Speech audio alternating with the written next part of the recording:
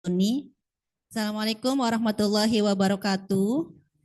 Selamat siang Bapak Ibu semua. Yang terhormat Ibu Direktur RSUD Tarakan yang kali ini diwakili oleh Ibu Wakil Direktur Ibu Dr. Nikensari Kusrindartia Mars. Yang kami hormati Ketua Umum Lembaga Penyelenggara Pelatihan Dr. Sari Ulfa Nardia MKM. Kemudian yang kami hormati Ketua Penyelenggara Nesa Priyanti MKEP, SPKEP MB.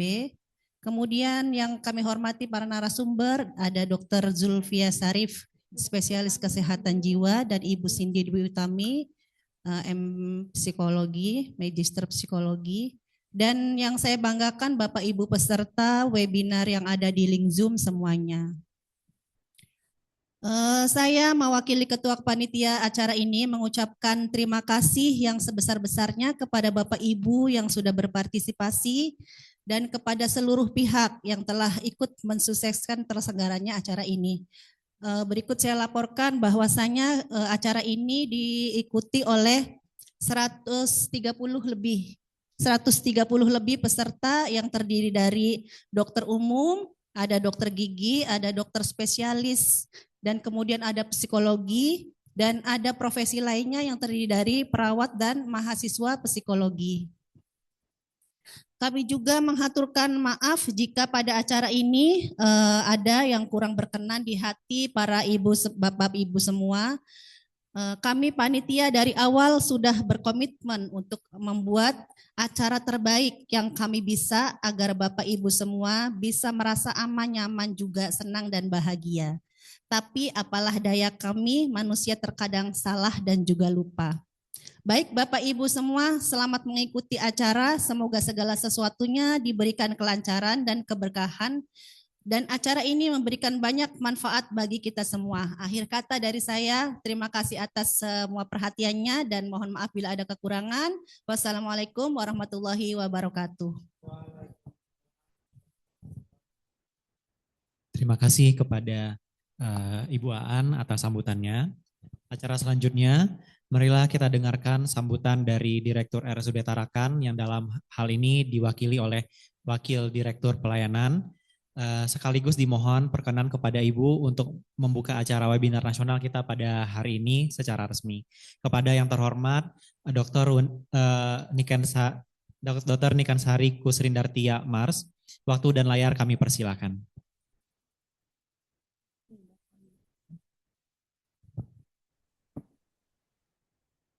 Apakah suara saya terdengar? Apakah suara saya terdengar? Belum terdengar ya suaranya ya? Sudah terdengar Ibu? Oh sudah. Sudah. Oke. Jelas ya? Bismillahirrahmanirrahim. Assalamualaikum warahmatullahi wabarakatuh. Alhamdulillah Rabbil Alamin pada siang hari ini, walaupun dalam pertemuan di dalam jaringan ya, kita bisa bertemu dalam kegiatan webinar nasional deteksi dini dan tata laksana adiksi gaming pada anak dan remaja. Bapak Ibu sekalian, saya ucapkan terima kasih atas kehadiran semua yang bergabung di dalam acara ini, kemudian juga para narasumber yang siap untuk memberikan ilmunya gitu ya, dan seluruh tim RSUD Tarakan yang sudah mempersiapkan acara ini. Bapak Ibu sekalian, sebagai pembuka acara ini tentunya bisa menjadi pengantar bahwa saat ini yang menjadi tugas kita bersama adalah membangun generasi sehat mental di era digital. Era saat ini tidak bisa dipungkiri, tidak bisa tidak kita hadapi, tidak bisa kita tinggalkan, tidak bisa kita tolak, ya. Jadi kita harus memiliki kemampuan untuk menjalaninya. Jadi yang pertama saya sampaikan apa sebenarnya krisis baru yang kita temukan dalam era digital. Kita banyak temukan bahwa adiksi gaming itu sebenarnya bukan sekedar kebiasaan, WHO secara resmi itu menetapkan gaming disorder dalam sebuah kode diagnosa penyakit ya yang berlaku secara internasional ICD-10, ICD-9 sebagai gangguan mental yang nyata. Jadi kondisi ini sudah diperlihatkan merusak ya sirkuit dopamin otak, bisa menurunkan fungsi kognitif secara permanen, mengganggu kesehatan fisik hingga memicu isolasi sosial yang berat dari lingkungan keluarga. Jadi krisis ini kita harus waspadai. Kemudian yang kedua, bagaimana respon kita? Nah, yang bisa kami sampaikan dan kita ajak sama-sama yaitu bagaimana arti penting kita mendeteksi dini. Kenapa deteksi dini menjadi sangat vital? Di dalam statistik menunjukkan 1 dari 4 anak, yaitu 25% anak usia sekolah, di kawasan urban itu bisa menghabiskan lebih dari 5 jam sehari di depan layar. Bagaimana mereka melakukan gaming tanpa pengawasan. Jika dideteksi dini lebih awal, perilaku kognitif anak tuh dapat diintervensi dengan tingkat pemulihan yang hampir sempurna tanpa memerlukan penanganan farmakologi intensif. Artinya penanganan yang tidak membutuhkan pengobatan yang intensif. Jadi itu perlunya kenapa mendeteksi dini itu sangat penting. Kemudian kita juga perlu reminder gitu ya, perlu mengingatkan sebenarnya dampak yang paling nyata ketika anak-anak kita itu kelihatan mulai ya mengalami adiksi gaming itu seperti apa sih gitu ya. Bisa kami sampaikan yang mudah untuk dideteksi adalah yang pertama, dia akan mengalami gangguan secara fisik ya, secara fisik eh, gangguan irama sirkadian. Jadi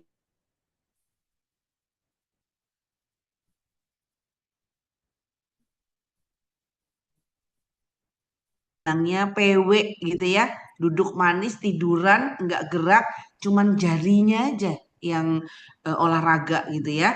Kemudian ada sindrom carpal tunnel, kelemahan nyeri-nyeri di telapak tangan. Bisa juga gangguan mata, ya, tiba-tiba anak kita lelah visual dan sudah banyak yang berkacamata, gitu ya, usia dini. Itu yang pertama secara fisik. Kemudian yang kedua, fungsi otaknya menurun. Nah, biasanya kita tandai dengan apa? Nggak konsentrasi, nggak fokus, lupa-lupa, gampang lupa, gitu ya. Dan tentunya prestasi akademiknya mulai kelihatan ada penurunan. Kemudian tanda lagi yang lebih kelihatan, emosi tidak stabil. Jadi memiliki kecemasan yang tinggi. Jadi apa namanya misalnya diberi peringatan sedikit kemudian cemas ya, mudah untuk marah gitu ya, agresif terutama jika akses gawainya dibatasi. Nah, ini bisa jadi gampang ya menandai. Kemudian yang terakhir ini mulai kelihatan dampak yang di ujung yaitu dia mulai menarik diri, yaitu isolasi sosial. Dia menarik diri dari interaksi langsung. Mulai enggak empati dan EGP kalau anak-anak sekarang bilang. EGP dengan sekitarnya. Emang gue pikirin. Nah, itu ya dampak dampak nyata tanda-tanda ketika kelihatan mulai adiksi atau ketagihan. Bapak Ibu sekalian, ketika kita mulai menemukan kita juga harus paham kenapa adiksi gaming ini harus kita kenali dan harus kita jauhi dari anak-anak kita. Karena kita perlu mengetahui apa yang menjadi pilar sehat mental dari anak kita. Jadi yang pertama kita harus melihat bagaimana secara proaktif ya, siapapun, boleh orang tua atau pendidik. Jadi kita proaktif nih harus melihat, menemukan itu. Peka terhadap tanda-tanda awal. Kemudian yang kedua, kita tidak bisa berjalan sendiri karena anak kita pasti sedang banyak-banyaknya produktivitas. Jadi bukan hanya di sekolah, bukan hanya di keluarga, tetapi juga tempat-tempat beraktivitas lainnya. Mungkin juga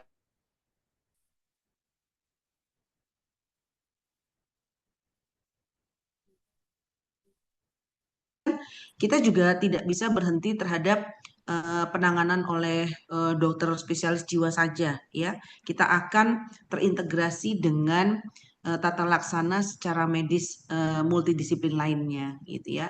Ada dokter penyakit dalam, ada di sekolah itu ada guru BK, ada secara mental dan spiritual. Itu artinya tata laksananya multidisiplin, gitu.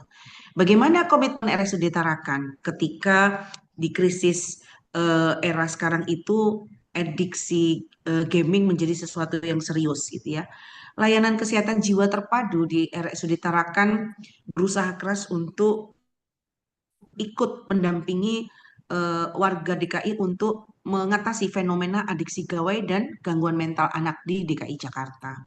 Bagaimana kami memberikan layanan klinik psikiatri anak dan remaja. Kami juga menyediakan tim psikologi klinis dan terapi okupasi. Dan kami juga memiliki pusat pelayanan terpadu Bunga Tanjung.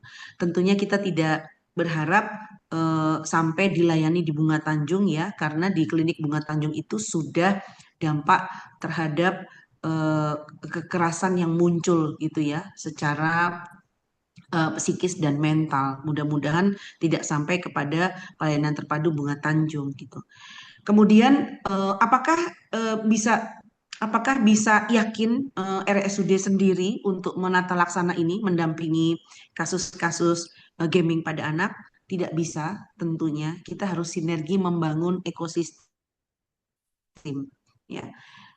Bagiannya mulai dari keluarga. Kita harus dampingi dan siapkan semua, sampaikan kepada semua pasien-pasien kita, sekeliling kita, di area customer kita semua, ya, bahwa nomor satu adalah butuh keluarga yang tangguh.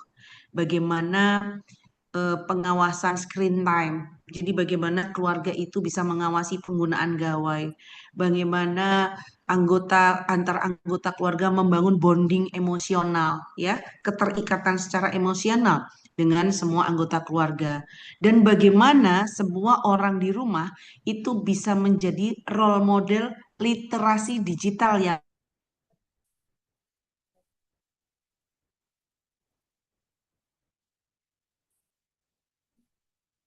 saran-saran dari kita, tetapi dia tidak mendapatkan role model itu di rumah. Ternyata lihat, bapak ibunya juga nggak bisa lepas dari handphone misalnya. Dia juga melihat bapak ibunya bahkan sambil jawab pertanyaan anaknya sambil pegang handphone, gitu ya. Nah, jadi yuk kita jadikan keluarga itu keluarga tangguh dengan menjadi role model literasi digital yang sehat. Siapa lagi ekosistem yang perlu kita bangun? Sekolah ramah gawai. Nah,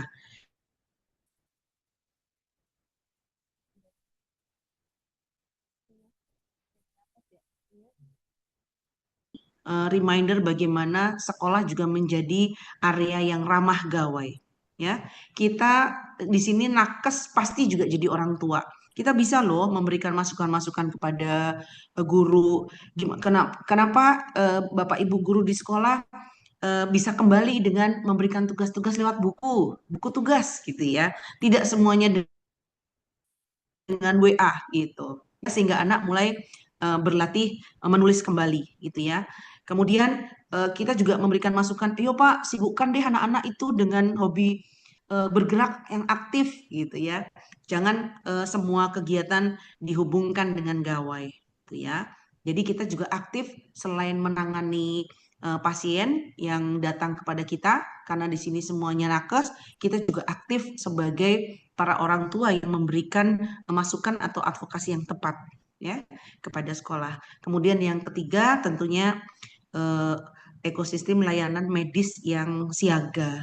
Jadi bagaimana eh, eh, rujukan kesehatan mental atau kasus kesehatan mental itu secara terintegrasi mulai dari intervensi dini, menemukan kembali gangguan itu sejak dini, mengintervensi secara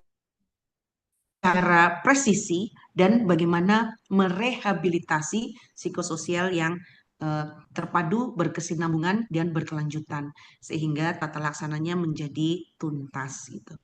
Bapak Ibu sekalian, semoga acara siang hari ini didampingi oleh para narsum dan teman-teman dari RSUD Tarakan bisa optimal dalam menyerap ilmunya, dan ini menjadi urgent ketika kita tidak hanya berperan sebagai tenaga kesehatan, tapi kita juga sebagai keluarga, kita juga sebagai orang tua, kita juga sebagai nakes yang bisa memberikan bantuan ketika membangun ekosistem itu bersama.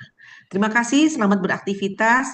Dengan ini sekaligus saya buka pertemuan webinar nasional eh, dalam judul Dini dan Tata Laksana Adiksi Gaming pada Anak dan Remaja Jumat 19 Juni 2026. Membangun generasi sehat mental di era digital. Selamat, silahkan berkegiatan. Assalamualaikum warahmatullahi wabarakatuh.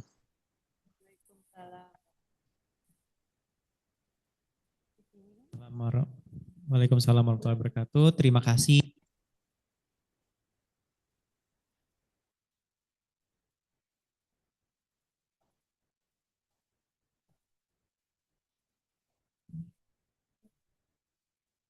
Sebelum kita memasuki acara inti, marilah kita abadikan momen kebersamaan pada hari ini dengan sesi foto bersama. Kepada Bapak dan Ibu dan seluruh peserta dimohon untuk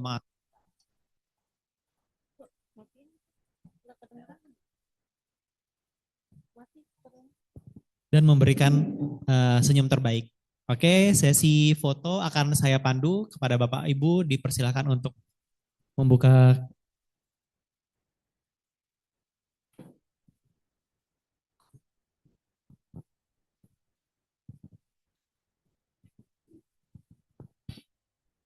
Baik, kepada Bapak Ibu dipersilakan untuk on cam terlebih dahulu.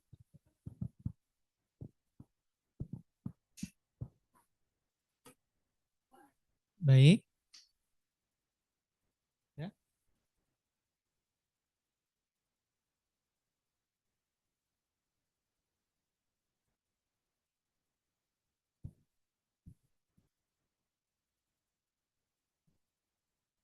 Ya.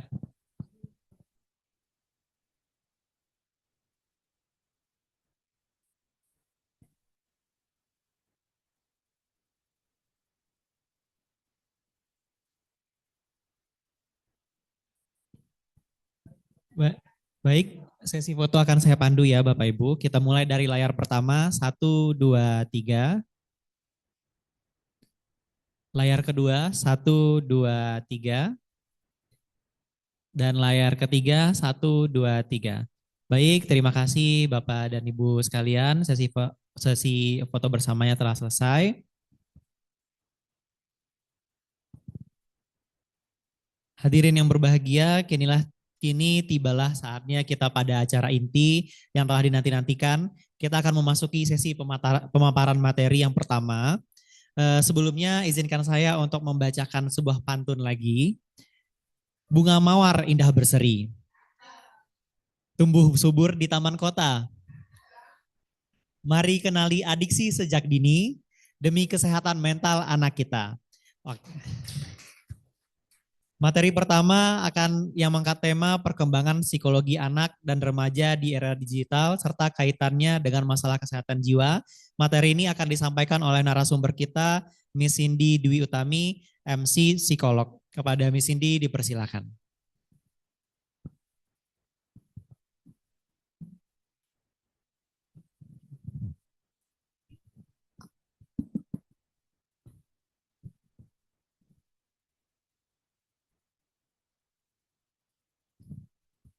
Baik, Assalamualaikum warahmatullahi wabarakatuh.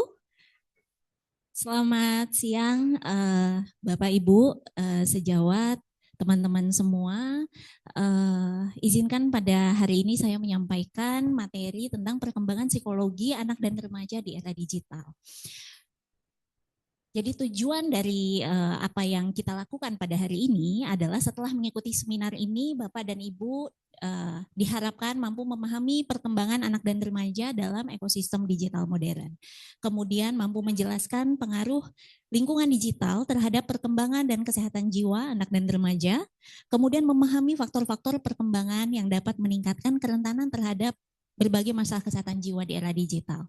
Sebelumnya kami mau menyampaikan bahwa ini sebetulnya adalah overview ya. Jadi ini introduksi dari mungkin nanti akan ada rangkaian-rangkaian lain terkait dengan tema ini yang akan disampaikan.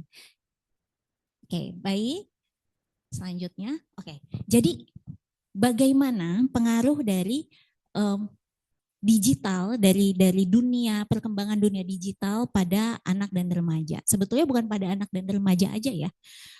Kita yang kemudian tumbuh baru bertemu dengan era internet itu pada masa remaja atau dewasa pun kita juga mengalami ada perubahan-perubahan di dalam kita menjalankan fungsi kita sehari-hari. Selanjutnya.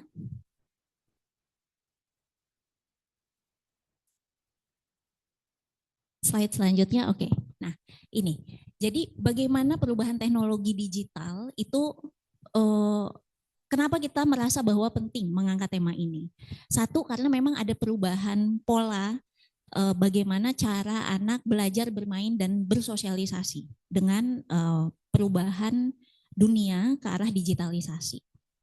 Jadi dari cara belajar yang awalnya dari buku, kemudian jadi ke mesin pencari atau Google atau video AI. Ini banyak terjadi terutama pada pasien-pasien ya yang saya temui, pasien-pasien dengan usia sekolah, di mana ya ketika mereka harus mencari jawaban dari suatu persoalan yang disampaikan oleh guru, mereka udah cuma tinggal cari aja tuh di Google gitu atau di mesin pencari lainnya. Kemudian mereka menyalin untuk menjawab persoalan itu. Yang mana beda dengan kita ya yang dulu harus ngulik bacaan-bacaan, terus kemudian melihat lagi buku-buku pelajaran gitu untuk bisa mendapatkan informasi yang kita mau. Kemudian cara bermain. Nah ini dari permainan fisik yang banyak melakukan permainan yang melibatkan psikomotor ya, jadi ke game online. Ini juga nanti kita akan bicarakan mungkin secara singkat bagaimana mempengaruhi perkembangan anak-anak yang tumbuh di era ini berdasarkan pengalaman praktik klinis. Kemudian cara bersosialisasi dari tatap muka menjadi ke media sosial dan komunitas daring. Kemudian membentuk identitas diri dari lingkungan lokal, kemudian lingkungan lokalnya itu jadi jadi meluas gitu. Tadinya kita paling cuma ketemu sama teman-teman yang rumahnya dekat. Sekarang jadi bisa kita berkomuniti gitu, menganggap seseorang dari belahan dunia lain itu sebagai teman. Yang dulu sulit sekali kita lakukan. Nah, jadi bagaimana perkembangan psikologi anak dan remaja berlangsung dalam era digital, kita akan lihat sama-sama. Lanjut slide-nya. Oke, ini sekarang kita lihat ya, kedekatan generasi-generasi mulai dari baby boomer sampai generation alpha ke teknologi digital. Kalau baby boomers yang lahirnya sekitar tahun 46 sampai 64, mungkin ini orang tua kita ya. Sebagian besar usianya itu dihabiskan dalam dunia analog tanpa internet. Jadi internet itu dipakai itu ya beradaptasi aja gitu karena terpaksa. Menggunakannya hanya saat diperlukan, mungkin kalau untuk ketika sudah harus mau nggak mau ganti ke smartphone, akhirnya jadi harus ganti ke smartphone, belajar lagi, paling yang dipakai ya WhatsApp, terus foto, udah gitu, itu aja. Terus kemudian belajar teknologinya juga secara bertahap.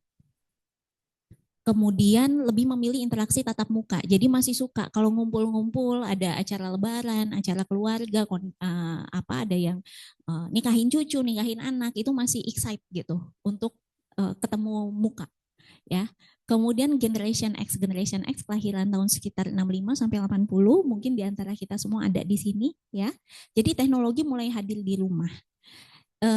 Kira-kira tuh internet mungkin yang munculnya ya yang era-era warnet itu sekitar tahun 98-an ya. Nah ini Generation X ini mungkin lagi kuliah tingkat 1 gitu. Jadi ya mengikuti aja. sesuai dengan apa yang dibutuhkan. Mungkin dulu kalau belanja ya pakai Kaskus gitu, karena memang ada kebutuhan, kemudian ada medianya. Menggunakan teknologi untuk pekerjaan dan informasi. Jadi masih ada kebutuhan khusus gitu untuk mengakses teknologinya karena kebutuhan khusus. Menyeimbangkan dunia digital dan fisik. Jadi dunia digital itu sebetulnya suplementasi, tapi masih hidup utamanya itu di dunia fisik. Nah, ini kemudian 81 sampai 96 ini milenial ya. Internet mulai berkembang. Nah, ponsel yang smartphone itu mulai populer ya. Sebelum smartphone mungkin ada BlackBerry gitu ya. Tapi memang smartphone itu ya sudah mulai dipakai gitu, dan sudah mulai teknologi itu sudah dijadikan lifestyle gitu, jadi lambang dari status, penasaran dengan teknologi-teknologi terbaru yang ditawarkan. Kemudian sudah mulai aktif di media sosial dan komunitas online. Tahun sebelum ya, tahun sekarang kemudian generation Z ya, 97 sampai 2012. Ini internet mobile, media sosial sudah mulai muncul. Mungkin generasi ini itu ingatan tentang dunia analog itu sedikit kali ya gitu, cuma di masa-masa awal kehidupan mungkin sampai usia balita gitu, yang mereka masih bisa ingat dunia analog itu seperti apa. Nah, ini keterlibatannya dengan internet sangat tinggi, nyaris tidak terpisahkan. Kemudian kehidupannya utamanya berlangsung di digital ya, apalagi ini anak-anak yang waktu COVID ini sangat terdampak. Jadi mulai sekolah online gitu, ini kan memang anak-anak yang generation Z. Kemudian komunikasi banyak dilakukan secara online karena mereka 2 tahun itu sangat terlatih gitu ya. Yang mulai anak-anak mulai multi screen itu tuh di generation Z ini ketika mereka mulai belajar online gitu dalam era COVID. Kemudian konten visual dan cepat, autentisitas penting. Jadi mereka menampilkan diri sebagai identitas mereka tampilkan itu secara gamblang di dunia sosial.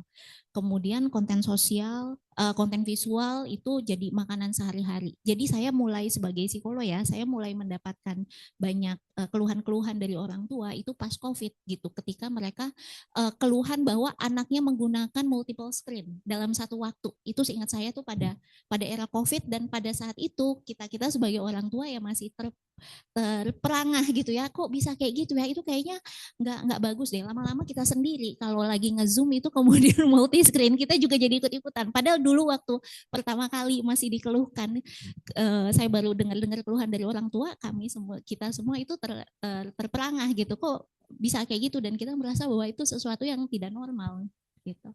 Nah, kemudian Generation Alpha lahir tahun 2013 sampai 2024 ke atas ya. Ini udah lahir brojol itu langsung di dunia digital. Jadi digital native sejak dini, AI dan otomatisasi awal. Jadi Generation Alpha ini udah langsung ketemu AI. Mungkin Generation Z itu begitu udah agak-agak remaja ya, ketemu AI. Tapi Generation Alpha ini langsung keluar, langsung ketemu AI, bukan lagi search engine lagi. Nah, jadi internet itu udah jadi bagian dari diri mereka ya, dari tubuh ya, dari otak ya dari psikososial, emosionalnya gitu, sudah jadi bagian yang terinternalisasi dalam diri mereka. Mereka lahir dan tumbuh bersama teknologi, kemudian punya kemampuan digital yang secara intuitif itu muncul sejak dini. Ya, AI, voice note, otomatisasi itu jadi hal biasa. Dan memang seringkali pada orang tua yang datang gitu kemudian untuk melakukan konsultasi gitu atau pemeriksaan, mereka selalu bilang, memang untuk aspek ini ada hambatan, tapi itu pas 90% orang tua itu akan bilang, tapi kalau nge-gadget, kalau internet itu paling jago gitu. Jago, Bu. Jadi ya memang akan terlihat gitu diskrepansi antara fungsi-fungsi yang lain dengan kemampuan mereka mengutilisasi teknologi gitu, yang mana pada pada akhirnya itu akan menimbulkan suatu semacam kesalahpahaman ya pada orang tua tentang kondisi perkembangan anak-anak yang nanti akan kita bicarakan sama-sama. Oke, lanjut. Oke, nah sekarang kita untuk memahami perkembangan anak ya, ini sedikit aja mungkin buat teman-teman yang bukan dari psikologi gitu, kita nggak akan membicarakan terlalu spesifik. Tapi kira-kira gini, kalau kita ngomong teori perkembangan anak dan remaja, kita biasanya punya teori yang dominan lah, yang besar. Jadi satu teori kognitif gitu oleh Piaget ya. Jadi bagaimana tahapan kognisi anak berkembang mulai dari yang konkret sampai ke kemampuan untuk berpikir abstrak. Jadi fokus kuncinya pada teori perkembangan kognisi Piaget itu adalah memahami hubungan sebab akibat, mengembangkan kemampuan berpikir logis, kemudian nanti secara bertahap bisa berpikir abstrak. Nah, di sini pada teori Piaget itu ada prinsip bahwa anak itu membangun pemahamannya itu dengan berproses berinteraksi dengan lingkungan. Jadi bukan tumbuh dengan sendirinya gitu. Jadi ada interaksi dengan lingkungan ya. Kemudian Erikson, perkembangan manusia, ini teori perkembangan psikososial dari Erikson. Perkembangan manusia ditandai oleh serangkaian tugas psikososial yang harus diselesaikan pada setiap tahap kehidupan. Fokus kuncinya itu adalah, jadi kalau pada teori Erikson itu setiap ada 8 tahap perkembangan psikososial yang harus ditaklukkan oleh anak-anak kita, dan setiap periode-periode itu akan ada penanda-penandanya sendiri. Kalau berhasil maka dianggap lulus gitu ya untuk bisa masuk memenuhi tugas perkembangan, tantangan tugas perkembangan selanjutnya. Kalau enggak, nah itu akan menjadi kunci-kunci yang bisa menimbulkan hambatan, gangguan adaptasi gitu pada seseorang. Nah, pada Erikson juga sebetulnya ini yang mau ditekankan bahwa ini bisa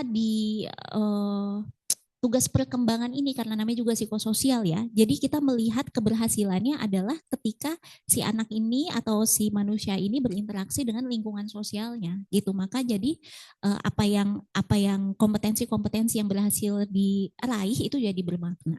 Jadi sekali lagi ada variabel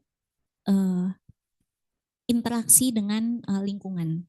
Kemudian Gotsky ini perkembangan kognitif yang sebenarnya ini teori belajar ya, teori perkembangan bahasa, budaya, kemudian teori belajar secara umum. Menurut Gotsky, interaksi sosial jadi sarana utama perkembangan kemampuan berpikir. Bantuan dapat berasal dari orang tua dan maupun teman sebaya. Jadi dalam pembentukan kompetensi itu ada kayak semacam asistensi dari sosok yang sudah berkompeten duluan. Kalau zaman dulu nih, waktu mungkin di pikirannya si Gotsky waktu mengembangkan teori ini, ya orang tua, teman sebaya yang lebih kompeten. Ya kalau sekarang ya mungkin adalah asisten digital gitu, internet yang tahu segalanya, AI yang kalau ditanya apa aja menjawab gitu. Ini jadi salah satu faktor penentu perkembangan pada anak. Ketiga teori tersebut, biarpun ini adalah teori-teori klasik, tapi tetap relevan sampai dengan saat ini. Namun yang berbeda itu adalah lingkungan tempat perkembangannya. Yang tadinya full fisik, analog, menjadi perubahan yang sangat ke arah digital. Jadi dulu anak berinteraksi terutama dengan keluarga, guru, teman sebaya, sama lingkungan fisik yang ada di sekeliling mereka. Nah kalau sekarang anak juga berinteraksi dengan algoritma, ya yang tersaji dikasih gitu ke depan mereka, kemudian media sosial, komunitas daring gitu, misalnya grup-grup yang ada di dalam aplikasi-aplikasi yang ada gitu, kemudian influencer itu juga teman berinteraksi mereka, kemudian konten kreator, streamer game, bahkan sistem kecerdasan buatan. Jadi dunia anak itu bukan cuma dunia yang fisik terlihat, tapi juga yang non fisik terlihat, yang sebetulnya ada jarak fisik dan jarak waktu, tapi masih bisa dipakai gitu untuk dipegang. Menjadi tektokannya anak gitu untuk mengembangkan dirinya. Oke, dengan kata lain, tugas perkembangan yang sama baik secara kognisi, psikososial, bahasa dan budaya, kini harus dijalani dalam konteks lingkungan yang sangat berbeda. Sangat berbeda dalam arti jadi lebih digital ya dibandingkan ketika teori-teori tersebut pertama kali dikembangkan. Lanjut. Oke, nah sebelumnya Mbak Fatia. Oke, nah inilah ya perkembangan anak di era digital pada saat ini. Jadi kalau masa lalu seperti yang tadi disebutkan, ada komunitas lokal, fisik, orang-orang yang kelihatan gitu, ada di depan matanya anak-anak, bisa ketemu. Nah kalau yang sekarang orang yang entah ada di mana, di belahan dunia mana, itu konten direkam di waktu yang mana, pokoknya kalau memang sudah terpilih oleh anak untuk dilihat, maka dia akan menjadi penentu salah satu yang ikut berperan dalam perkembangan anak. Nah, ini kita lihat lingkungan digital sebagai ruang sosial anak ada apa aja, ada medsos, ada game online, ada platform video, ada aplikasi komunikasi, teknologi digital lainnya. Dan di sini kita gunakan pendekatan developmental psychopathology ya. Jadi di mana di dalam kemudian pertumbuhan potensi resiko psikopatologi pada manusia, faktor biologis, faktor psikologis, dan faktor lingkungan, termasuk lingkungan yang tadi kita sebutkan lingkungan digital itu jadi berperan. Lanjut. Nah ini kira-kira ilustrasinya ya, perkembangan kognitif, psikososial, psikoseksual, perkembangan fisik anak, semuanya itu sudah berinteraksi dipengaruhi oleh ekosistem digital di sekeliling anak dan remaja. Lanjut. Oke, nah ini implikasi perkembangan fisiknya. Satu, aktivitas fisik ya yang tadinya lebih banyak spontan, mobilitas tinggi, jadi banyak aktivitas sedentary di depan layar, banyak diam, duduk, akses aplikasi olahraga, video, latihan itu sebetulnya ada. Tapi bagaimanapun karena duduk jadi penurunan aktivitas fisik, obesitas, terus kemudian gangguan postur itu jadi lebih banyak. Pola tidur yang tadinya pada masa non-digital ritme tidur lebih dipengaruhi oleh aktivitas lingkungan fisik. Ketika anak keluar, ketemu matahari, ada secara hormonal mungkin akan sangat dipengaruhi oleh lingkungan fisik.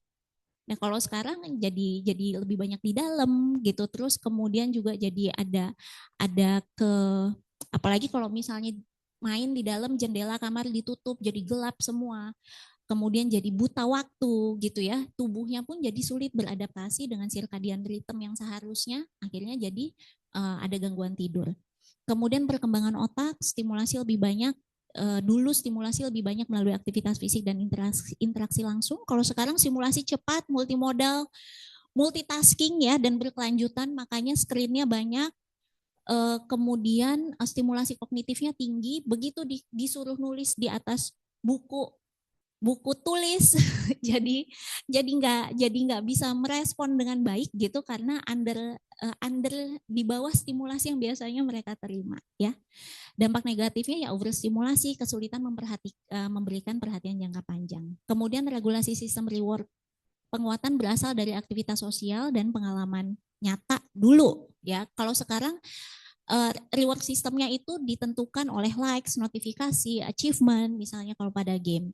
Kemudian dampak positifnya ya motivasi belajar itu juga bisa diadaptasi gitu ke dalam bentuk reward system yang seperti dunia digital. Tapi bagaimanapun sebenarnya kalau misalnya sistemnya itu masih dibikin sama manusia gitu ya, belum diotomatisasi, itu pasti nggak bisa ngikutin kecepatan sistem reward yang diotomatisasi melalui teknologi digital. Jadi preferensi terhadap reward cepat, impulsivitas meningkat. Jadi kalau misalnya dulu kita mungkin bisa menunggu hadiah dari orang tua pada saat ngambil rapot gitu ya, kalau sekarang nggak bisa, harus cepat gitu. Karena ketika mereka membutuhkan sesuatu pada saat itu juga mereka cari di internet itu langsung ada, mereka main game langsung ada gitu. Jadi kebutuhan untuk reward yang cepat itu jadi lebih tinggi. Kemudian kesehatan mata dan postur, dulu paparan layar minimal, sekarang paparan layar tinggi sejak usia dini. Dampak positifnya teknologi adaptif dan akses pembelajaran digital. Kalau sekarang ya jadi banyak masalah mata, nyeri leher, nyeri punggung pada anak-anak dan remaja dan usia dewasa muda, itu banyak ditemukan. Kemudian perkembangan motorik, permainan fisik melatih motorik kasar, koordinasi, aktivitas dulu ya, permainan fisik melatih motorik kasar dan koordinasi, masih bisa main lempar bola, masih ada main titian, panjat-manjatan. Kalau sekarang aktivitas lebih banyak berbasis layar. Dampak positifnya game tertentu dapat melatih koordinasi visual motorik. Iya betul, ada game-game yang bisa melatih memori. Tapi bagaimanapun kesempatan latihan untuk stimulasi motorik itu jadi berkurang. Dan sebetulnya itu juga sangat berpengaruh pada kemampuan-kemampuan yang lain gitu. Misalnya mempertahankan fokus, terus kemudian daya bayang ruang ketika tidak ada latihan fisik konkret yang dilakukan, itu akan sangat mengganggu perkembangan pilar-pilar kognisi anak ya yang lain. Kemudian kesehatan umum, dulu aktivitas harian lebih banyak melibatkan gerak. Kalau sekarang di era digital, waktu duduk meningkat, dampak positifnya monitoring kesehatan sebenarnya lebih gampang gitu karena adanya peningkatan teknologi pemeriksaan yang digital. Tapi resiko penyakit metabolik jangka panjang juga semakin meningkat. Misalnya kalau yang dari sini ya, dari pengalaman praktik klinis yang ada, yang pasti kalau yang mungkin Bapak dan Ibu yang jadi pasien-pasien yang mengkonsulkan anaknya, itu biasanya mereka telat mendeteksi masalah motorik pada anak. Kenapa? Karena mereka melihat ketika anak melakukan aktivitas di gaming gitu misalnya ya, di depan komputer, kok kayaknya ini anak ini banget, cekatan banget, gesit banget. Ya gesit tuh adalah karakter di dalam gamenya, tapi anaknya sendiri nggak gesit gitu. Jadi kayaknya tuh bisa main ini itu bisa, terus gamenya tuh juga game yang kayak begini gitu ya. Dia tuh bisa loh cekatan gitu, cepat. Ya yang dipakai sebetulnya motoriknya itu ya anggota tubuh, terus kemudian ototnya gitu ya, mungkin sendinya ya itu aja. Tapi karena mereka menjadi karakter yang ada di dalam game, kelihatannya kakinya dipakai padahal enggak, gitu, kelihatannya gerak padahal enggak, gitu. Dan itu yang sering kali miss oleh orang tua. Mungkin ini nggak semuanya saya bacain, tapi saya mungkin akan banyak share tentang pengalaman praktik klinis ya. Terus kemudian juga misalnya perkembangan yang lain nanti kita akan lihat perkembangan bahasa dan lain-lain. Lanjut. Oke, implikasi perkembangan fisik. Pada masa lalu perkembangan fisik nih ya. Oke, jadi ini yang penjelasan yang tadi. Lanjut, Mbak Fatia. Oke, nah ini adalah implikasi perkembangan neuropsikologis. Akses informasi, perhatian, memori, kecepatan pemrosesan, sistem reward tadi, kontrol diri dan pengambilan keputusan. Ya, jadi kalau dulu informasi terbatas, kayak tadi saya bilang ya, buku-buku kita harus nyari, harus ngulik-ngulik.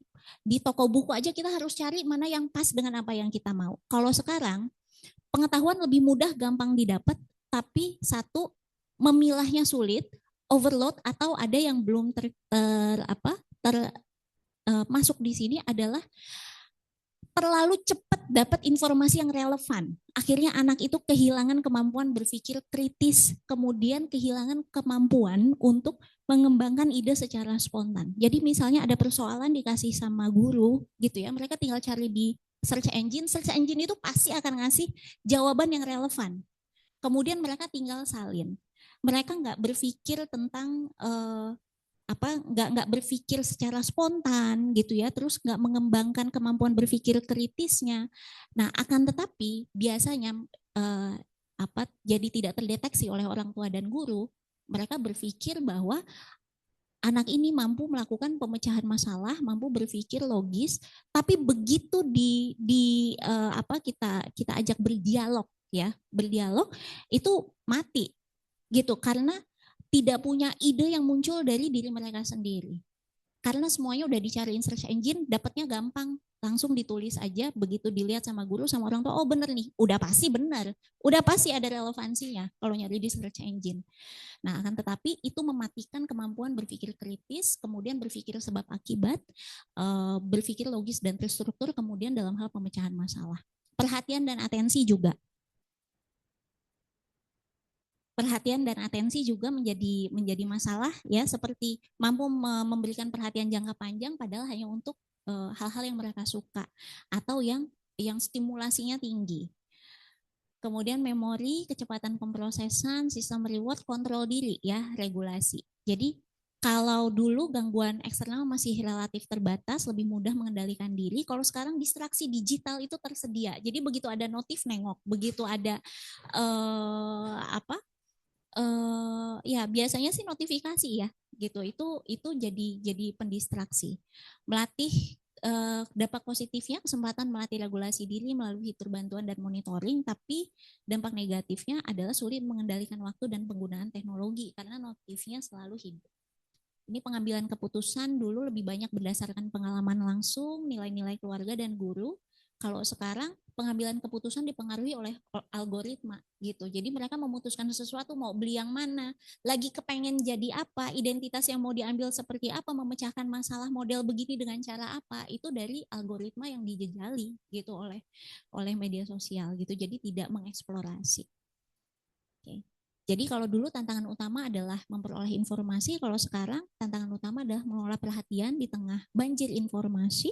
Kemudian tugas perkembangannya ya, satu harus meregulasi perhatian, kontrol diri, dan kemampuan mengambil keputusan secara adaptif. Lanjut. Mohon maaf saya rada cepat nih, karena waktunya udah sudah dibatasi. Tapi nanti mungkin di sesi tanya jawab bisa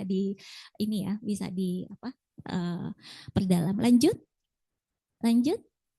Oke, ini perkembangan psikososial. Jadi pembentukan identitas diri itu kalau sekarang kita bisa mengeksplorasi identitas yang lebih luas dan beragam, bahkan yang nilai-nilainya itu di luar dari yang jadi budaya kita. Akan tetapi juga karena platformnya banyak, jadi seseorang tuh bisa punya identitas tuh banyak di sini jadi kayak begini, di sini kayak gini, begitu ketemu sama keluarganya kayak begini, jadi bisa beda-beda banget. Misalnya kalau di gaming bisa jadi bawel sekali gitu ya ketika main game, tapi begitu ketemu sama sepupunya diem aja gitu, nunduk gitu. Nah jadi ada banyak identitas diri yang bisa dieksplorasi dalam berbagai media. Kemudian hubungan pertemanan, koneksi tanpa batas itu udah pasti wawasan jadi lebih luas karena bisa ketemu dengan orang dari belahan dunia yang lain, tapi relasinya lebih dangkal dan rentan konflik daring. Nah ini mungkin sering ya, jadi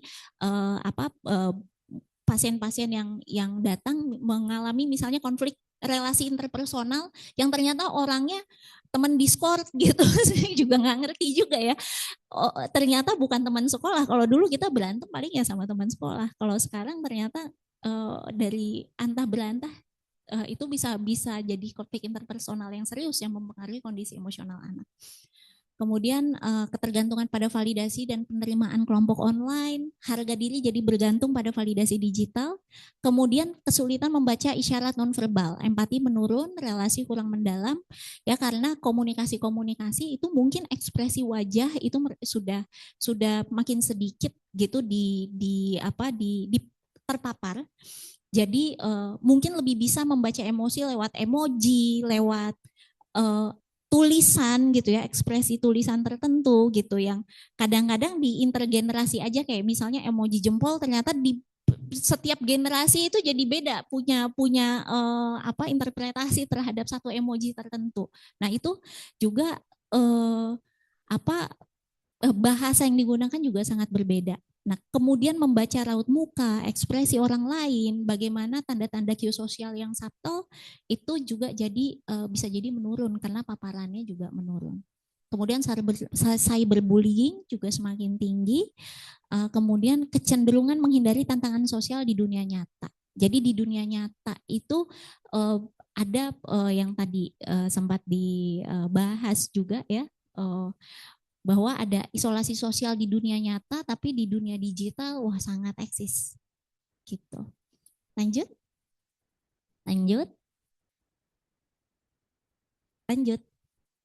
Oke, ini implikasi perkembangan bahasa dan budaya. Ini yang sering terjadi. Ya, yang banyak saya temui juga di tempat praktik ya. Paparan bahasa tidak selalu sesuai usia dan konteks perkembangan. Ini misalnya pada anak-anak yang suka game terus nontonnya streamer game online yang kalau online itu suka memaki. Akhirnya dia jadi akuisisi bahasanya ya makian-makian. Dan kemudian karena belum mampu berpikir kritis, nggak tahu bahwa itu digunakan untuk audiens ya, supaya engagementnya tinggi gitu sama streamernya. Nah mereka kalau marah ngomong sama orang tua, ya itu yang keluar adalah makian-makian ala streamer game online. Terus kemudian kualitas komunikasi yang mendalam itu berkurang. Membaca dangkal ya, jadi nggak suka baca, ini udah jelas banget. Jadi ketahanan membaca itu jadi sangat menurun. Konsentrasi untuk membaca juga sangat menurun. Jadi kalau yang benar-benar buku cetak gitu yang understimulasi ya, itu mereka sulit untuk berkonsentrasi dan sulit untuk fokus ngelihat satu-satu gitu, ngelihat paragraf dan uraian kalimat cetak itu. Kemampuan menulis formal, struktur kalimat, tata bahasa menurun. Iya, ini sangat jelas terjadi karena banyak mereka menyalin. Jadi banyak banget kegiatan menyalin itu tinggi sekali sehingga banyak anak-anak yang sudah yang tidak berkembang kemampuan menulis spontan. Jadi yang namanya ngarang, mengurus uraian kalimat spontan, bercerita tentang dirinya sendiri itu sudah turun. Tapi kelihatannya kayak bisa nulis. Kenapa? Karena mereka menulis banyak menyalin, dan menyalin itu sekarang dianggap mampu menulis. Padahal menulis itu di level mampu menulis yang tinggi itu adalah mampu menulis spontan. Nah, itu jadi kalau kemudian dalam memformulasi kalimat kalau harus spontan itu juga jadi sangat kesulitan. Kemudian kebingungan nilai dan identitas budaya, serta resiko mengabaikan budaya lokal, kemudian menormalisasi perilaku beresiko dan tidak sehat, yang tidak sesuai dengan budaya sendiri. Misalnya yang banyak kita lihat ya, kayak masalah orientasi seksual, terus kemudian juga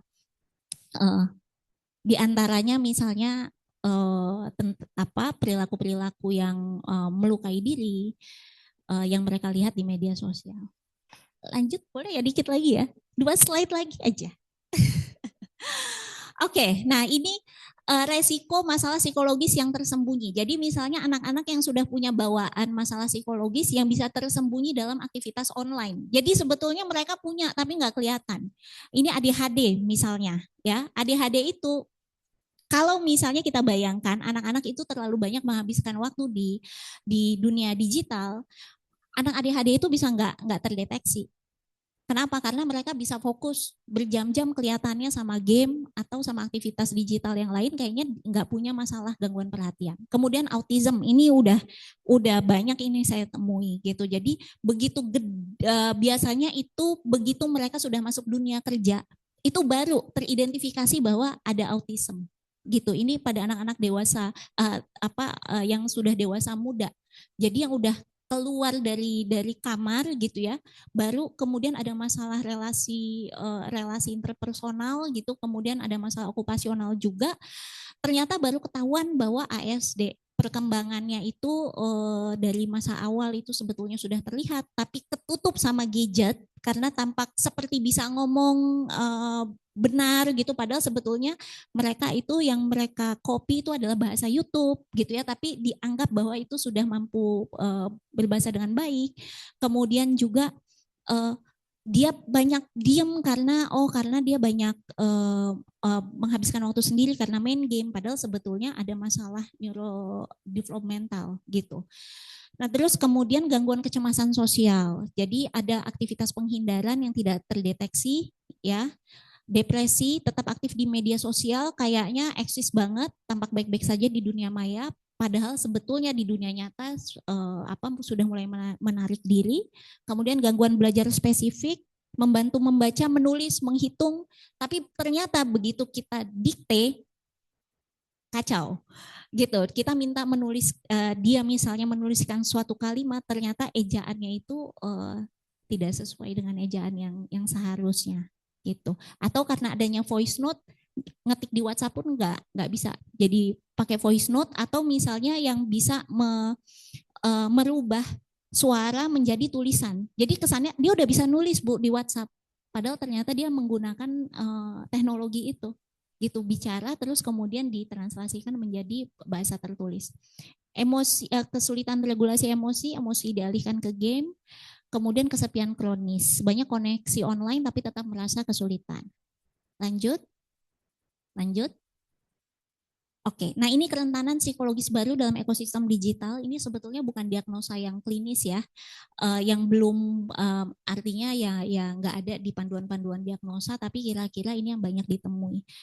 Yang pertama adalah perhatian yang mudah terpecah gitu. Jadi kalau misalnya melakukan sesuatu harus melakukan 2 atau 3 hal sekaligus gitu. Yang tadi saya bilang mungkin kayak multi screen gitu. Kemudian cepat bosan pada aktivitas monoton. Kemudian yang kedua validasi digital, jadi harus ada teman-teman dari komunitas digital gitu baru merasa berharga, harus mendapatkan respon yang positif baru merasa berharga. Kalau nggak dapat mutung, murung atau kemudian punya gangguan harga diri. Kemudian yang ketiga identitas terdifusi, karena medianya banyak, jadi bisa jadi banyak menampilkan diri dalam banyak versi dalam media sosial dan kemudian jadi sulit terintegrasi dan dia sendiri juga jadi sulit mengenali sebetulnya saya itu siapa di mana. Padahal remaja itu misalnya kan dia harus tahu posisi dia ya di dalam suatu community, dalam suatu kelompok. Tapi ketika kemudian di sini beda, di situ beda, di sini beda, di situ beda gitu. Jadi bisa jadi ada krisis identitas yang kemudian membuat si anak remaja ini jadi sulit melewati tahap perkembangan psikososialnya. Kemudian penghindaran emosi. Jadi emosi negatif dialihkan ke layar untuk menghindari ketidaknyamanan, padahal seharusnya emosi negatif itu dihadapi, konflik-konflik dihadapi. Tapi jadi bisa kabur karena ada layar yang akan selalu menerima dia kapan saja. Lanjut. Oke. Lanjut. Oke. Ini mengapa game ini menarik mungkin nanti disampaikan ya oleh Dr. Vivi ya. Tapi intinya adalah di dalam game itu ada kebutuhan-kebutuhan dasar dari anak-anak dan remaja dan kita semua sebetulnya, yaitu kebutuhan kompetensi, otonomi, dan keterhubungan sosial yang disediakan oleh game. Lanjut. Nah ini juga ada teori pendukungnya. Lanjut. Oke, game jadi masalah kalau memenuhi kebutuhan psikologis dasar dan jadi satu-satunya sumber utama. Jadi ini bukan yang nggak boleh main game ya, mungkin kita juga ada yang suka main game. Tapi kalau itu jadi sumber kepuasan utama, itulah yang jadi masalah sehingga fungsi-fungsi hidup yang lain itu jadi tidak seimbang. Lanjut. Oke, nah ini pertanyaan screening yang bisa ditanyakan oleh teman-teman nakes kalau ketemu dengan orang-orang yang kira-kira ya anak dan remaja yang terindikasi. Ya, jadi ini lanjut. Nah, ini tujuan dari pertanyaan screening itu nanti bisa dibaca.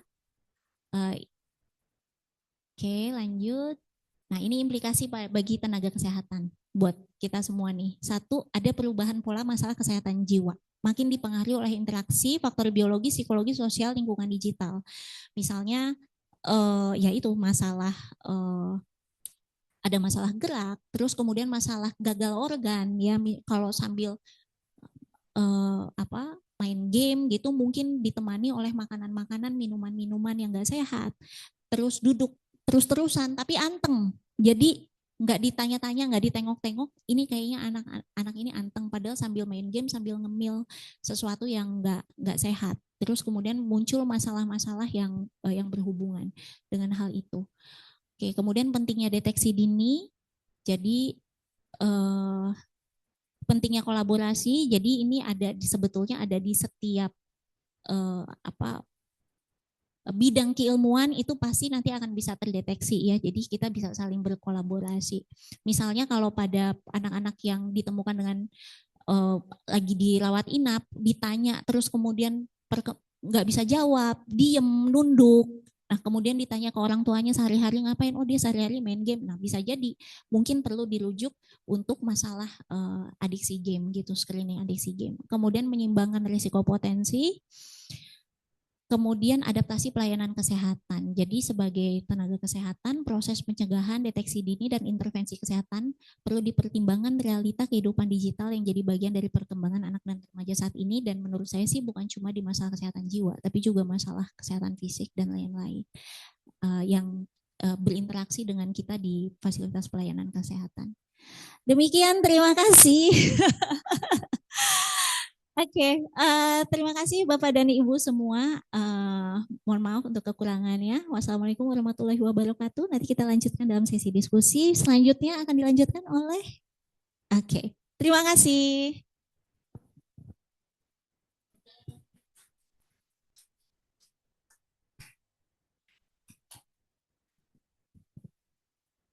Baik, terima kasih kepada Miss Cindy atas paparan materinya yang sangat komprehensif dan juga membuka wawasan kita tentang bagaimana psikologi anak di era digital saat ini.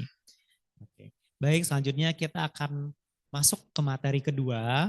Materi kedua ini dengan judul Ketika Gaming Menjadi Gangguan, Deteksi Dini dan Tata Laksana Adiksi Gaming pada Anak dan Remaja. Nah, materi ini akan disampaikan langsung oleh pakar kesehatan jiwa, yaitu Dr. Zulfia Syarif, spesialis kedokteran jiwa. Kepada Dr. Vivi, waktu dan layar dipersilakan.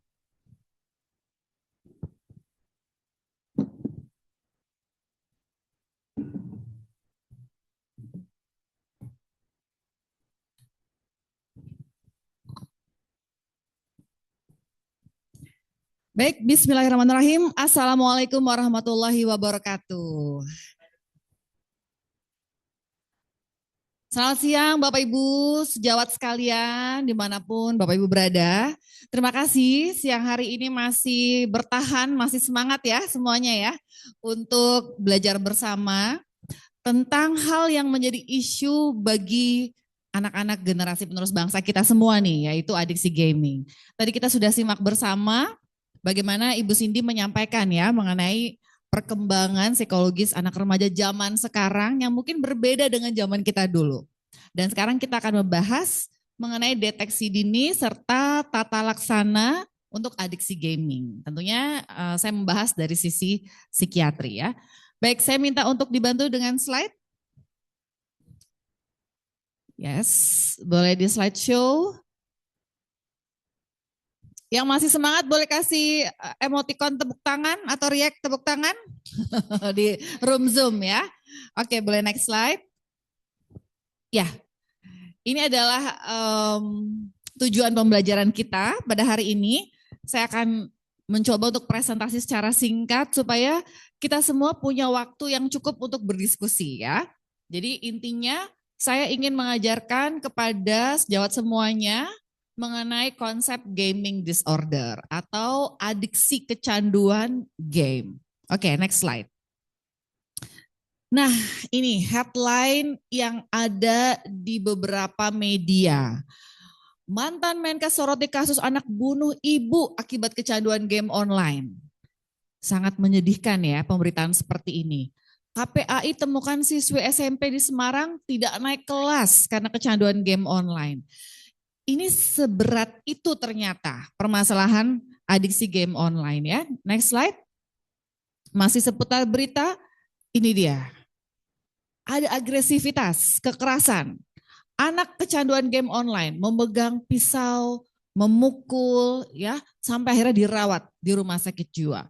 Dan ada berita seorang bocah meninggal dunia akibat kecanduan game online. Mungkin tidak secara langsung ya, tapi artinya dampak dari game online ini sungguh-sungguh luar biasa, baik untuk kesehatan maupun juga dampak secara sosial, karena sudah ada dampak-dampak terhadap kekerasan. Ya, next slide.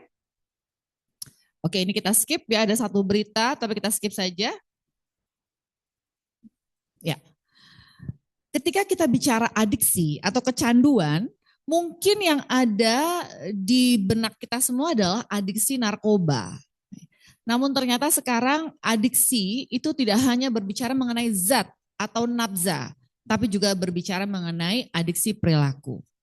Kalau kita berbicara definisi, adiksi itu adalah suatu gangguan kronis, gangguan yang sifatnya jangka panjang dan relapsing atau kambuh-kambuhan. Tandanya adalah adanya perilaku kompulsif, perilaku yang berulang. Apanya yang berulang? Mencari dan menggunakan zat. Kalau dulu kan kita bicaranya zat ya, yaitu narkoba atau nafza. Sehingga kita perlu paham kalau kita bicara adiksi atau kecanduan, ini adalah suatu gangguan atau suatu penyakit.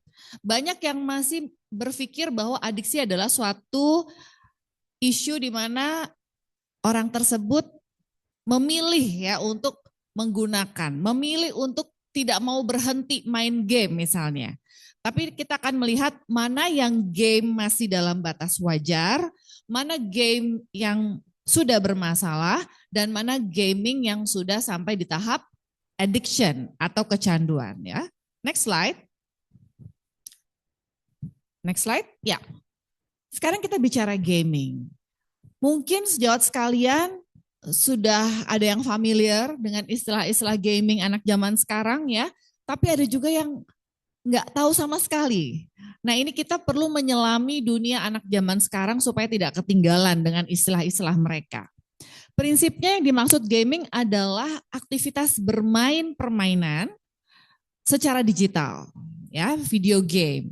Ini bisa melalui HP, smartphone, kemudian menggunakan misalnya PC, komputer, laptop, atau tab, ya, tablet, atau juga menggunakan konsol. Yang menggunakan konsol nih kalau mungkin kita taunya kayak main Nintendo, PlayStation ya, itu pakai konsol ya. Konsol tuh yang kayak ada remote gitu. Dan gaming sendiri sebetulnya bukan suatu gangguan. Mungkin sejawat sekalian ada yang suka main game, ya, main game di HP-nya atau di komputernya. Ada gaming yang bukan gangguan, tapi ada gaming yang sudah di tahap gangguan. Dan itu yang mau kita deteksi juga pada anak dan remaja kita. Next slide. Ya, ini tadi adiksi ternyata tidak hanya sekedar alkohol atau nafza. Zaman sekarang sudah ada adiksi perilaku yang bahayanya sama beratnya dengan adiksi zat. Adiksi perilaku yang sekarang juga marak adalah gambling ya atau judi. Ya, judi online. Mungkin banyak yang sudah tahu nih judi online marak, bahkan akhirnya terlibat apa? Pinjol ya. Biasanya tuh satu paket tuh judol nanti berhutang dengan pinjol. Ya, ini juga jadi isu. Kemudian adiksi perilaku gaming disorder. Internet use, problematic internet use. Kemudian ada compulsive sexual behavior. Sekarang anak zaman sekarang istilahnya PMO. Porn, pornografi, masturbasi, orgasme. Ya, artinya mereka suka nonton porno, kemudian masturbasi. Dan itu sampai adiktif. Kemudian juga ada compulsive buying. Jadi ini yang belanja check out melulu ya, check out toko oren terus ya. Akhirnya habis uangnya bahkan sampai berhutang. Nah ini adiksi perilaku banyak sekali, semakin marak tapi tentunya yang kita bahas secara spesifik gaming disorder. Nanti kalau sejawat sekalian ingin belajar yang lain-lain, kita bisa buat webinar dengan topik yang berbeda. Next slide. Ya ini adiksi perilaku, adiksi melibatkan perilaku kompulsif tanpa penggunaan zat ya. Next slide. Nah ini adiksi gaming sudah dikenali oleh WHO yang disebut dengan diagnosisnya adalah gaming disorder ya. Pola perilaku bermain game yang ditandai dengan kehilangan kontrol. Jadi poin pentingnya adalah kehilangan kendali. Dan gaming menjadi prioritas utama dalam kehidupan dia. Tetap bermain meskipun menimbulkan dampak negatif serta gangguan fungsi kehidupan sehari-hari. Coba kita lihat next slide. Nah ini dia, kriteria menurut ICD-11. Ini adalah klasifikasi diagnosis oleh WHO yang digunakan oleh seluruh tenaga kesehatan seluruh dunia.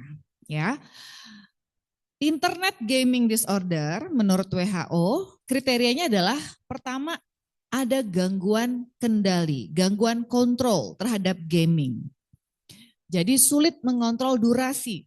Maunya sih main sebentar doang 30 menit, ternyata sudah 5 jam. Kemudian frekuensinya, maunya sekali sehari doang lah sore, ternyata berkali-kali. Ya, intensitasnya, kemudian tadi frekuensi, durasi, dan sulit untuk menghentikan main game. Jadi gangguan kontrol. Kalau anak dan remaja, baik itu anak kita di rumah atau mungkin ini ada bapak ibu guru mungkin ya, atau sejawat nakes yang menangani klien atau pasien-pasien remaja, kita lihat, adakah keluhan orang tuanya menyampaikan bahwa, aduh anak saya ini nggak bisa berhenti main game, tidak bisa kontrol. Yang kedua adalah gaming menjadi prioritas utama.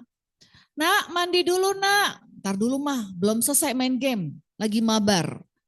Nak, belajar dulu bikin PR, ayo makan, ayo tidur. Game menjadi prioritas utama.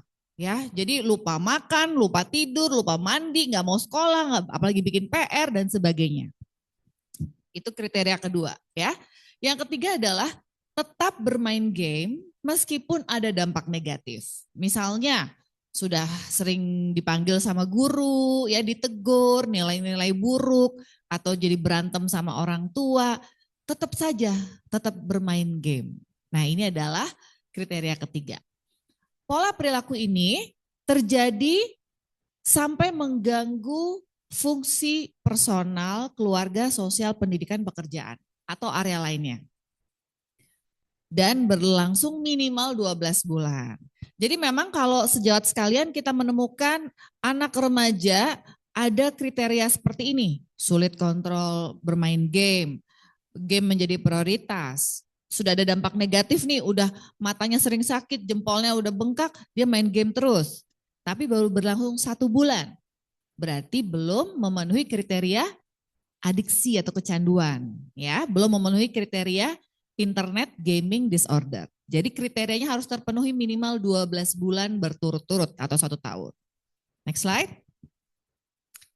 Ya, bagaimana nih kalau yang gamer ya, dia memang hobi.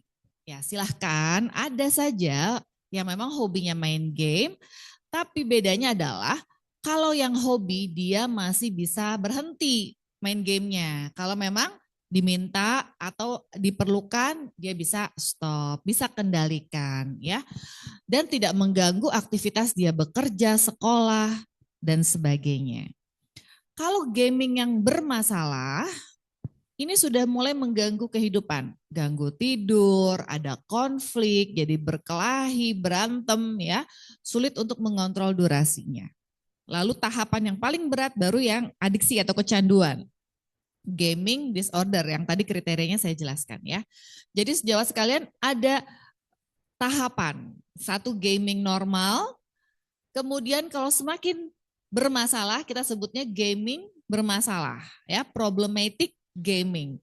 Kemudian baru kita masuk ke kriteria adiksi atau kecanduan. Oke, next slide. Ya, ini adalah suatu kuesioner yang didevelop atau dikembangkan oleh salah satu guru saya atau beberapa guru saya di FKUI, Dr. Christiana Siste, Prof.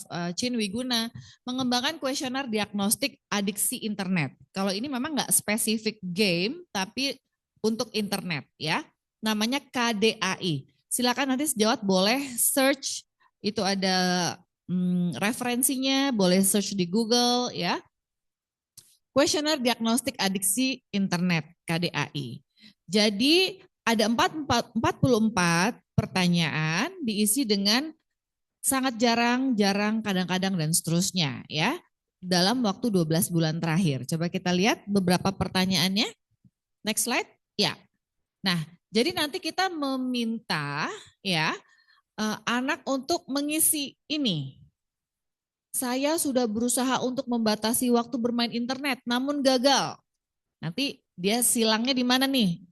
Apakah tidak pernah, kadang-kadang, sering, sangat sering gitu ya. Jadi disilang sesuai dengan penilaiannya. Next slide. Next. Terus sampai pertanyaan ke-44. Ya, jadi ada 44 ya, 44 pertanyaan, pernyataan maksudnya ya, pernyataan lalu ditentukan ya jawabannya di mana.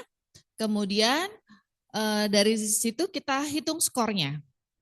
Boleh slide? Ya, ini dia skornya. Cut off-nya adalah 108. Jadi tadi kan ada 1 sampai 6 ya.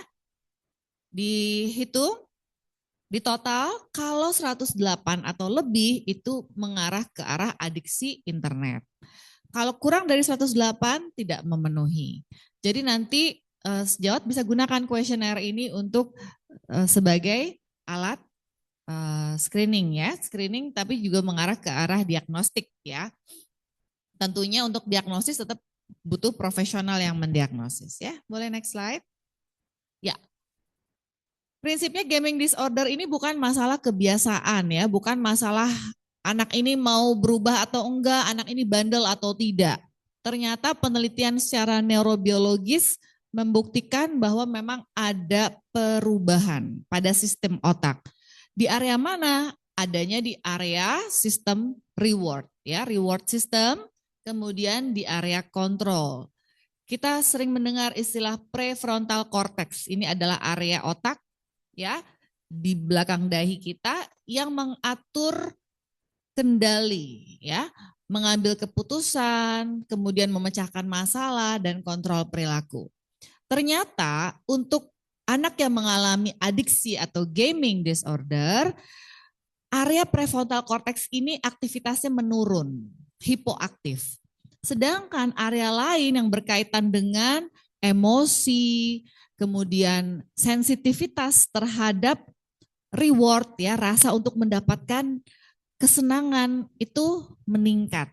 Ada di area striatum, amigdala, sistem limbik, dan anterior cingulata cortex. Next slide. Ya, selain strukturnya yang berubah, ternyata konektivitas jaringan otak juga berubah ya, terganggu. Jadi ada jaringan kontrol eksekutif yang terganggu, kemudian juga jaringan salience dan juga sistem limbik yang mengatur emosi. Jadi ini adalah bukti-bukti ilmiah yang bisa kita gunakan saat kita mengedukasi keluarga pasien ya, bahwa pasien ini membutuhkan bantuan dan terapi bukan hanya sekedar diceramahin atau nasihat. Kenapa? Karena sudah terjadi perubahan di otak memang ya. Perubahan struktur dan fungsi, konektivitas jaringan. Next slide.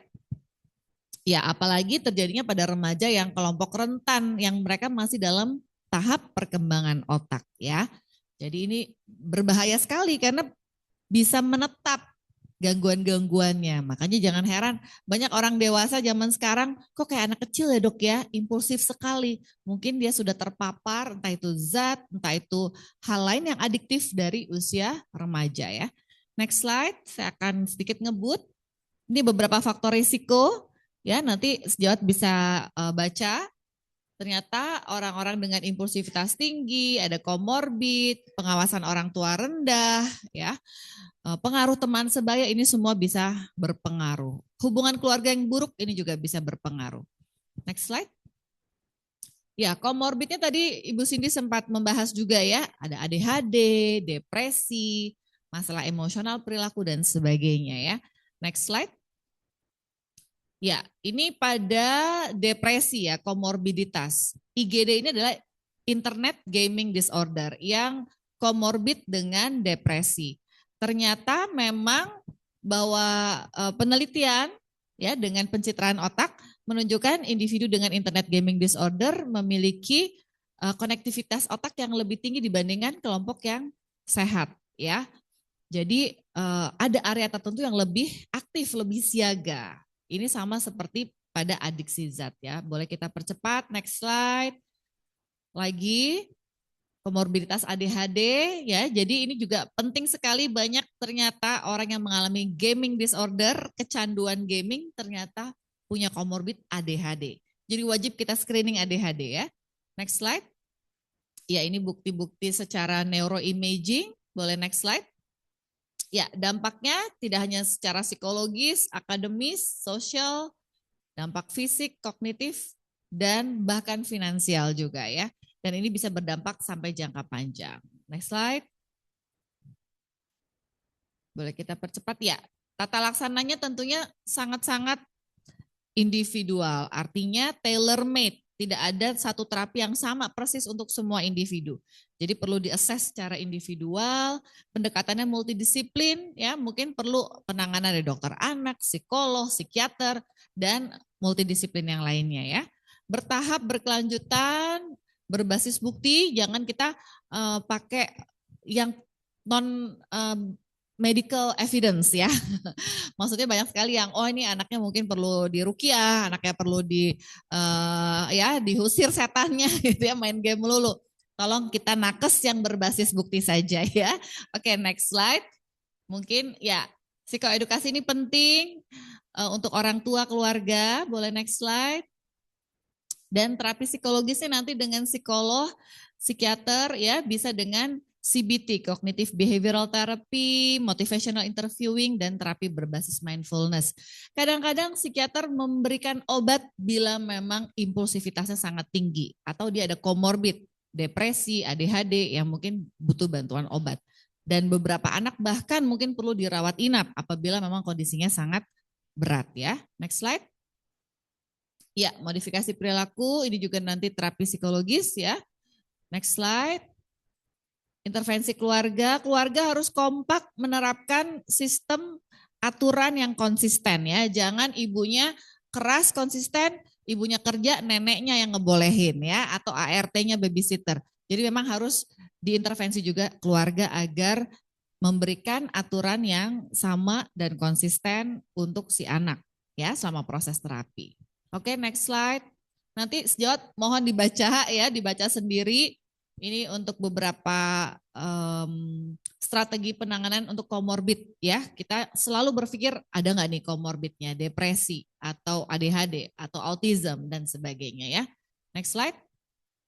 Iya, jadi kita perlu lebih bisa mendeteksi internet gaming disorder ya, dan juga selain kita mendeteksi, kita segera merujuk ke layanan yang tepat, menangani, memberikan intervensi sesuai dengan kompetensi yang dimiliki oleh sejawat sekalian ya. Dan tentunya psikiater, psikolog tidak bisa bekerja sendiri, kita butuh bantuan semua nakes gitu, karena ini sangat besar isunya sehingga kita butuh berkolaborasi dan bekerja sama dengan baik. Baik, terima kasih, semoga bisa dipahami dengan baik dan kita semoga masih ada waktu untuk berdiskusi ya.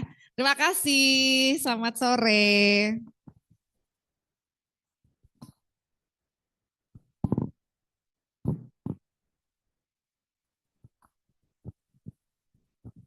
Baik, terima kasih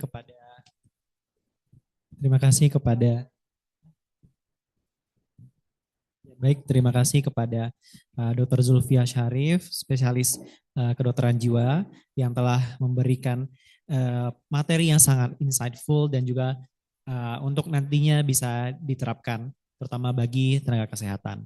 Bapak dan Ibu peserta webinar yang kami banggakan, setelah mendengarkan kedua materi yang telah disampaikan tadi, kini kita memasuki sesi diskusi dan juga tanya jawab kepada Bapak Ibu yang memiliki pertanyaan, baik kepada Miss Cindy atau kepada Dr. Vivi. Silahkan menggunakan fitur raise hand untuk bertanya secara langsung atau dapat menuliskan di kolom chat pada room chat yang telah disediakan.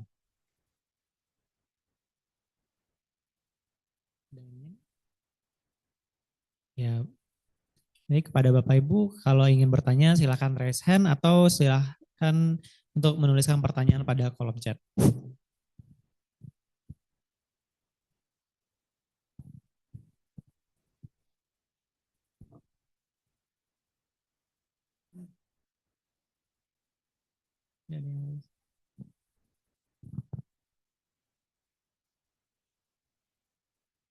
Ya, kepada Bapak Ibu, dipersilakan untuk bertanya. Ada yang mau bertanya silakan raise hand, nanti akan kita unmute. Atau bisa menuliskan pertanyaan di kolom komentar, ya oke. Sudah mulai ada pertanyaan ya.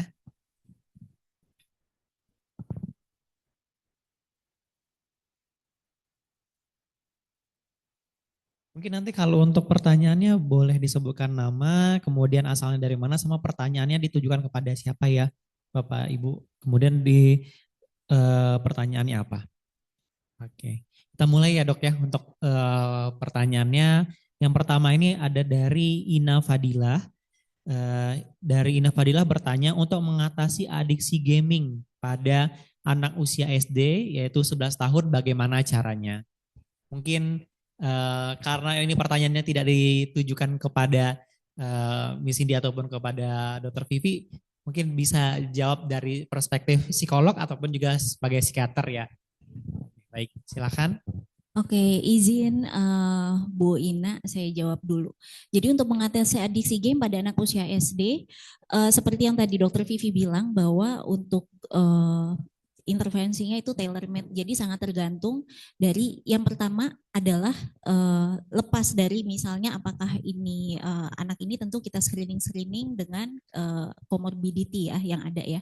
Tapi memang kita perlu tahu fungsi dari game itu terhadap anak. Jadi ketika ketemu dengan assessment pertama itu tentu yang tools yang kita gunakan adalah observasi dan anamnesa. Gitu. Jadi kalau misalnya anaknya memang masih bisa diajak ngomong ya, kita akan ngobrol sama anaknya gitu. Yang seperti pertanyaan-pertanyaan yang tadi ada di dalam materi. Satu, emang kalau main game tuh rasanya gimana sih? Gitu. Yang bikin senang main game tuh apa sih? Emang berapa lama kamu main game? Misalnya kalau dibilang bahwa iya karena teman-temanku di situ seru, nggak kayak teman-temanku di sekolah. Atau misalnya aku capek soalnya kebanyakan PR, itu bisa kita catat-catat tuh. Gitu. Oke, bahwa ternyata butuh rekreasi. Atau misalnya aku capek soalnya aku di rumah dimarahin terus sama mama, berarti ada penghindaran emosi gitu. Nah, itu dari anamnesa itu tentu kita akan buat catatan-catatan apa yang diisi gitu ya. Jadi game itu yang kemudian taruhlah memang sudah misalnya memenuhi kriteria sebagai adiksi, apa yang dipenuhi oleh game itu untuk si individu.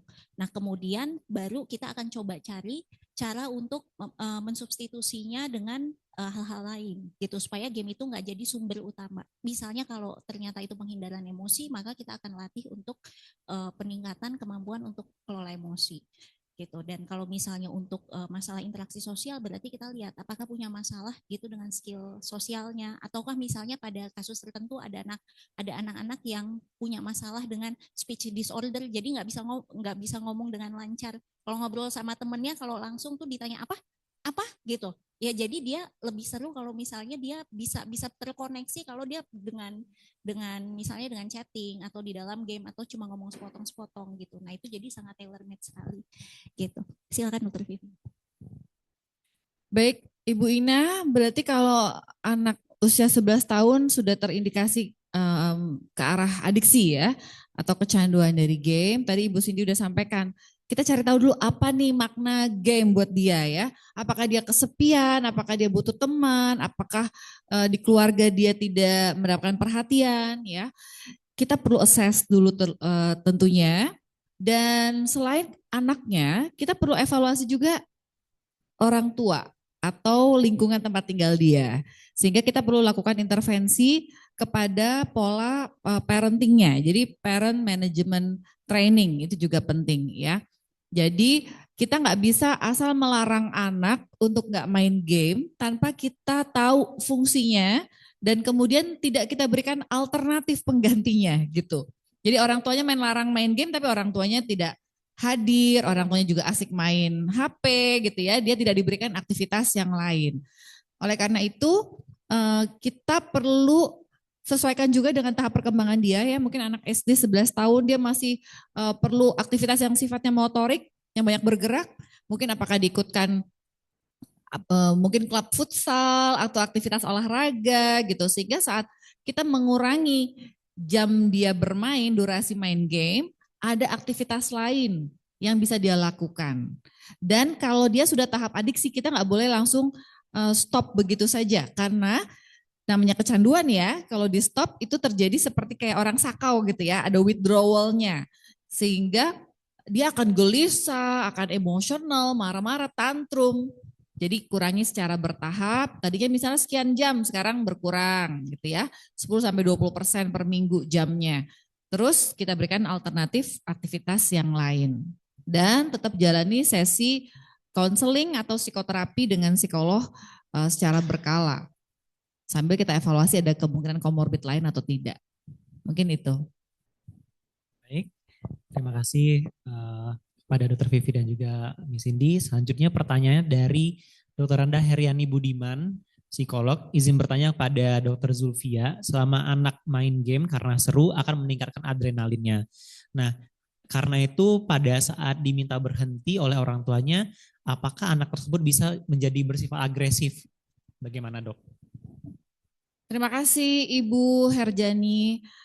Betul sekali, ketika bermain game itu hampir semua neurotransmitter atau zat kimiawi di otak yang berkaitan dengan rasa senang, rasa excitement itu akan muncul ya. Dan yang paling tinggi sebetulnya adalah dopamin. Ini adalah neurotransmitter yang memberikan rasa senang atau pleasure di reward system di otak.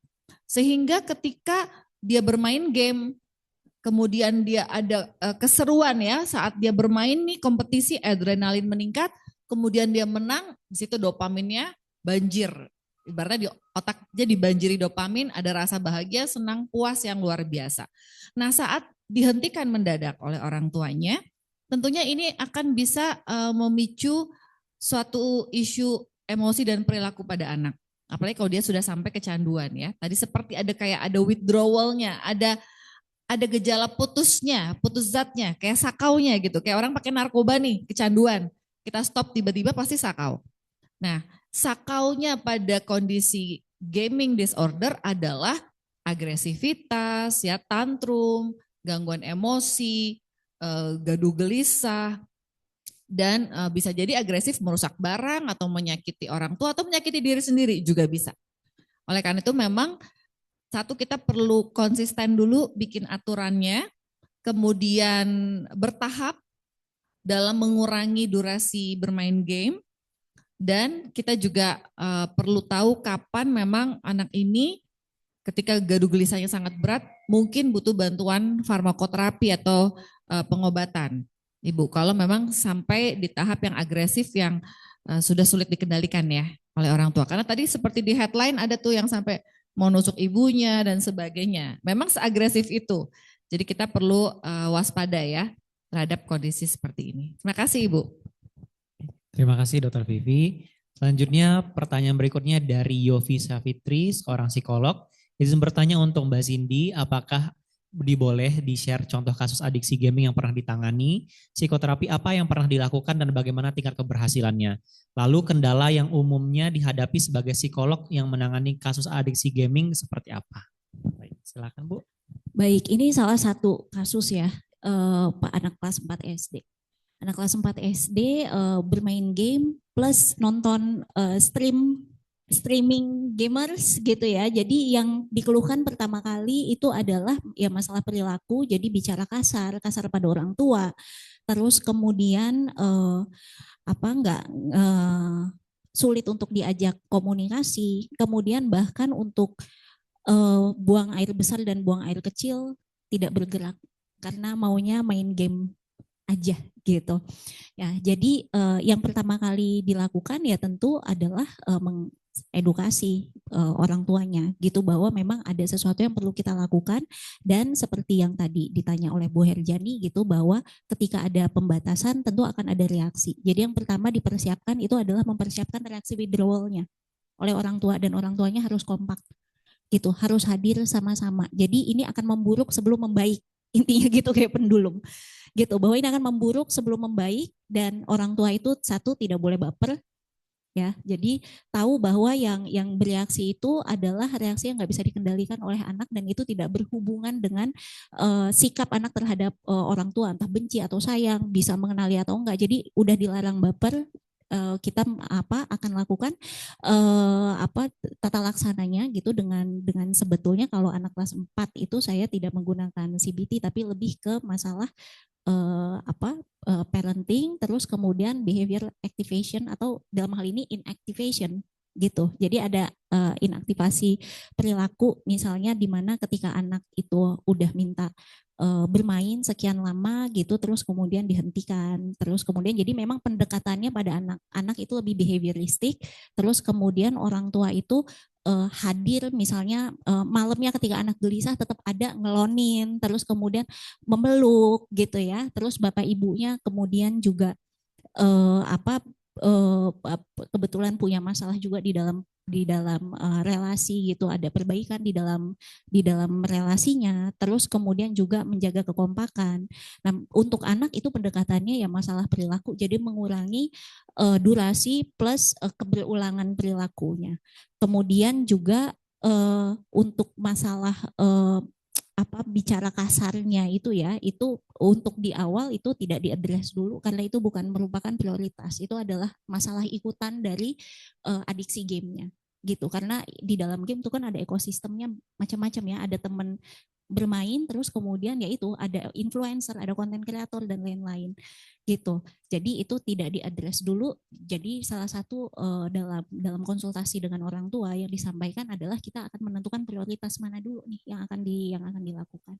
Demikian. Dan alhamdulillah gitu sudah ada perubahan-perubahan gitu.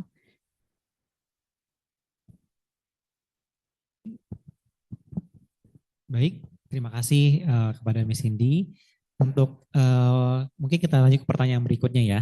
Pertanyaan berikutnya ini ada dari Karina, seorang psikolog klinis. Izin bertanya, saya Karina, psikolog klinis dari Surabaya. Baru-baru ini saya mendapat pasien usia 11 tahun, perempuan, diagnosa selective mutism. Namun pasien anak tersebut bisa berkomunikasi baik melalui game dan hanya melalui game dengan orang tertentu. Pertanyaan saya, apakah ada hubungannya game dengan selective mutism? Mungkin bisa dijawab dulu ya, boleh dari Dr. Vivi ataupun dari Bu Cindy, silakan. Ya boleh. Oke, Mbak Karina, jadi untuk anak yang diagnosa selective mutism itu kan sebetulnya ya memang adalah ekspresi perilaku yang kelihatan pada saat itu, tapi sebetulnya memang biasanya pada selective mutism itu ada underlying gangguannya ya, yang kemudian membuat seorang anak itu jadi tidak mau berkomunikasi. Tapi melalui game bisa. Nah, kalau misalnya saran saya sih, kalau yang pertama itu tentu mengecek ya perkembangan anak. Misalnya ada riwayat masalah perkembangan nggak, bisa mulai jalan dulu umur berapa, mulai ngomong umur berapa, bisa baca lancar umur berapa, karena selective mutism itu kan berhubungan dengan bahasa ekspresif gitu. Nah, jadi seperti yang tadi saya ceritakan gitu, bahwa ada kayak ada ketidaksinkronan gitu sebetulnya pada saat ini dalam perkembangan bahasa anak. Jadi kan kita tools untuk berkomunikasi itu sekarang banyak ya, jadi bisa kita harus cek perkembangan bahasa anak itu baik atau tidak. Jadi mulai dari reseptifnya, kemudian ekspresifnya. Apakah misalnya dia punya masalah gangguan bahasa atau tidak, itu adalah suspek saya yang pertama mungkin kalau saya jadi Mbak Karina. Gitu.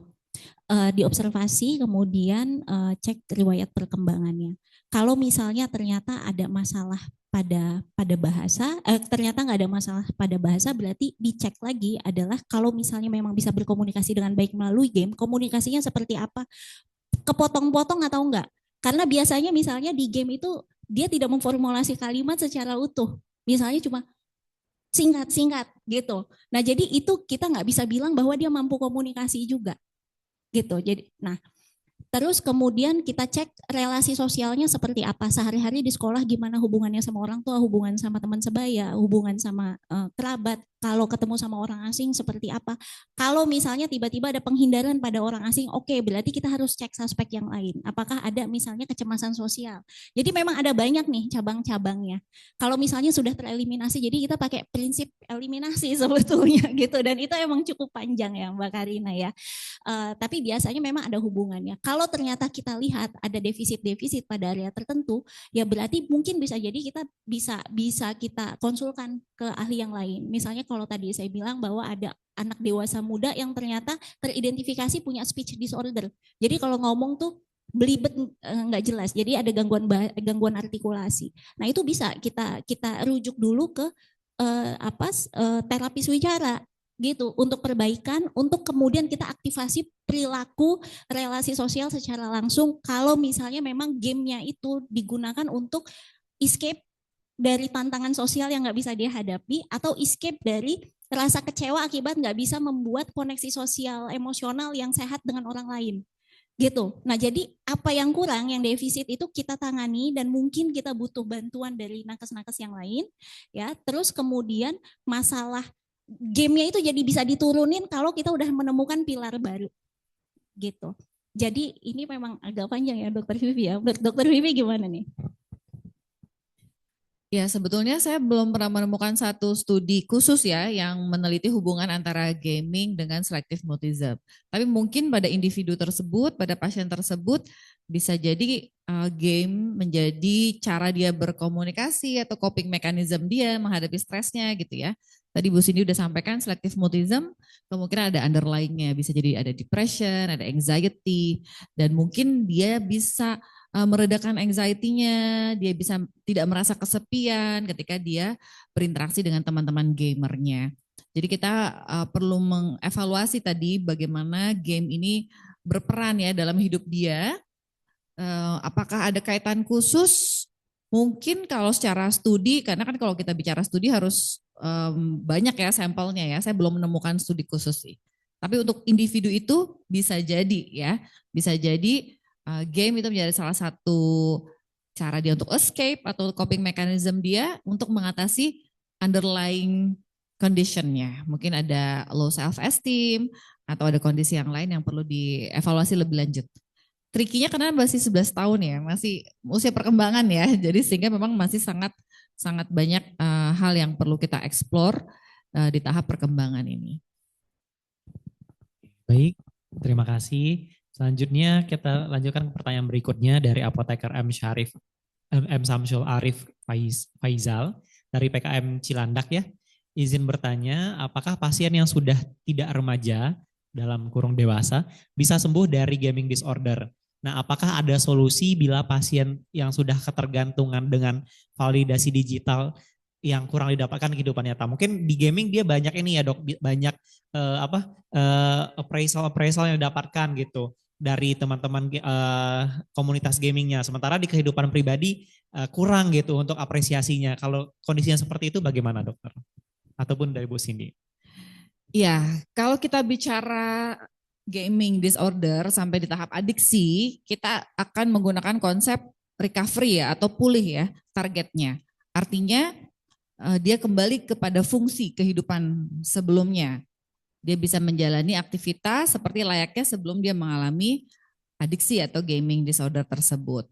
Tapi apakah mungkin kambuh? Mungkin. That's the issue ya. Ketika seseorang sudah pernah terdiagnosis adiksi, entah itu adiksi zat atau adiksi perilaku lainnya, orang tersebut punya kerentanan untuk mengalami adiksi jenis lain atau mengalami kekambuhan dari adiksi yang sebelumnya dia terdiagnosis. Jadi kalau memang orang tersebut pernah terdiagnosis atau sudah terdiagnosis gaming disorder, apakah bisa sembuh? Mungkin saya akan gunakan istilah pulih. Apakah bisa pulih, bisa membaik, bisa kembali berfungsi aktivitas seperti layaknya katakanlah orang sehat lainnya? Bisa. Tapi apakah bisa kambuh? Jawabannya juga bisa. Sehingga dia perlu selalu menjaga agar tidak terjadi kekambuhan. Kenapa? Karena mungkin dari gaming itu tadi dia sudah dapatkan tadi ya, validasi digital gitu ya, bahwa dia mendapatkan reward, mendapatkan dopamin nih, kesenangan dari main game tersebut. Tidak hanya dari interaksi sama gamer, tapi mungkin dari bintang atau dapat poin ya, atau bisa dapat uang juga loh dari main game itu. Itu adalah reward yang akan mendorong perilaku untuk mengulangi lagi. Jadi memang semua pembuat game itu menggunakan teori-teori perilaku ya, teori psikologi khususnya dalam behavior. Sehingga memang mendorong orang untuk terus-menerus bermain game. Sama judi juga begitu. So mensiasatinya adalah dengan bagaimana kita memahami apa yang dia dapatkan dari game itu sehingga kita bisa memberikan juga validasi atau kebutuhan yang lain yang memenuhi kebutuhan yang lain yang dibutuhkan oleh orang tersebut selain dari dunia digital gitu ya. Sekarang nggak hanya game ya, banyaknya juga dapat validasi dari ChatGPT ya, dari AI ya. Jadi curhatnya bukan sama orang manusia ya, sama robot ya divalidasinya. Apakah ada tambahan untuk pertanyaan dari Bu Cindy yang pasien yang sudah dewasa apakah bisa sembuh dari gaming disorder? Iya tentu kita demi prinsip positivity ya gitu ya. Kita tentu bisa bisa pulih gitu. Tapi benar seperti apa kata Dokter Vivi bahwa relapse itu selalu ada, makanya di dalam program intervensi ya kita perlu ada menyiapkan ini persiapan untuk apabila sudah relapse. Dan kemudian buat pasien dewasa memang kita harus lihat nih kemungkinan ada kepribadian tertentu.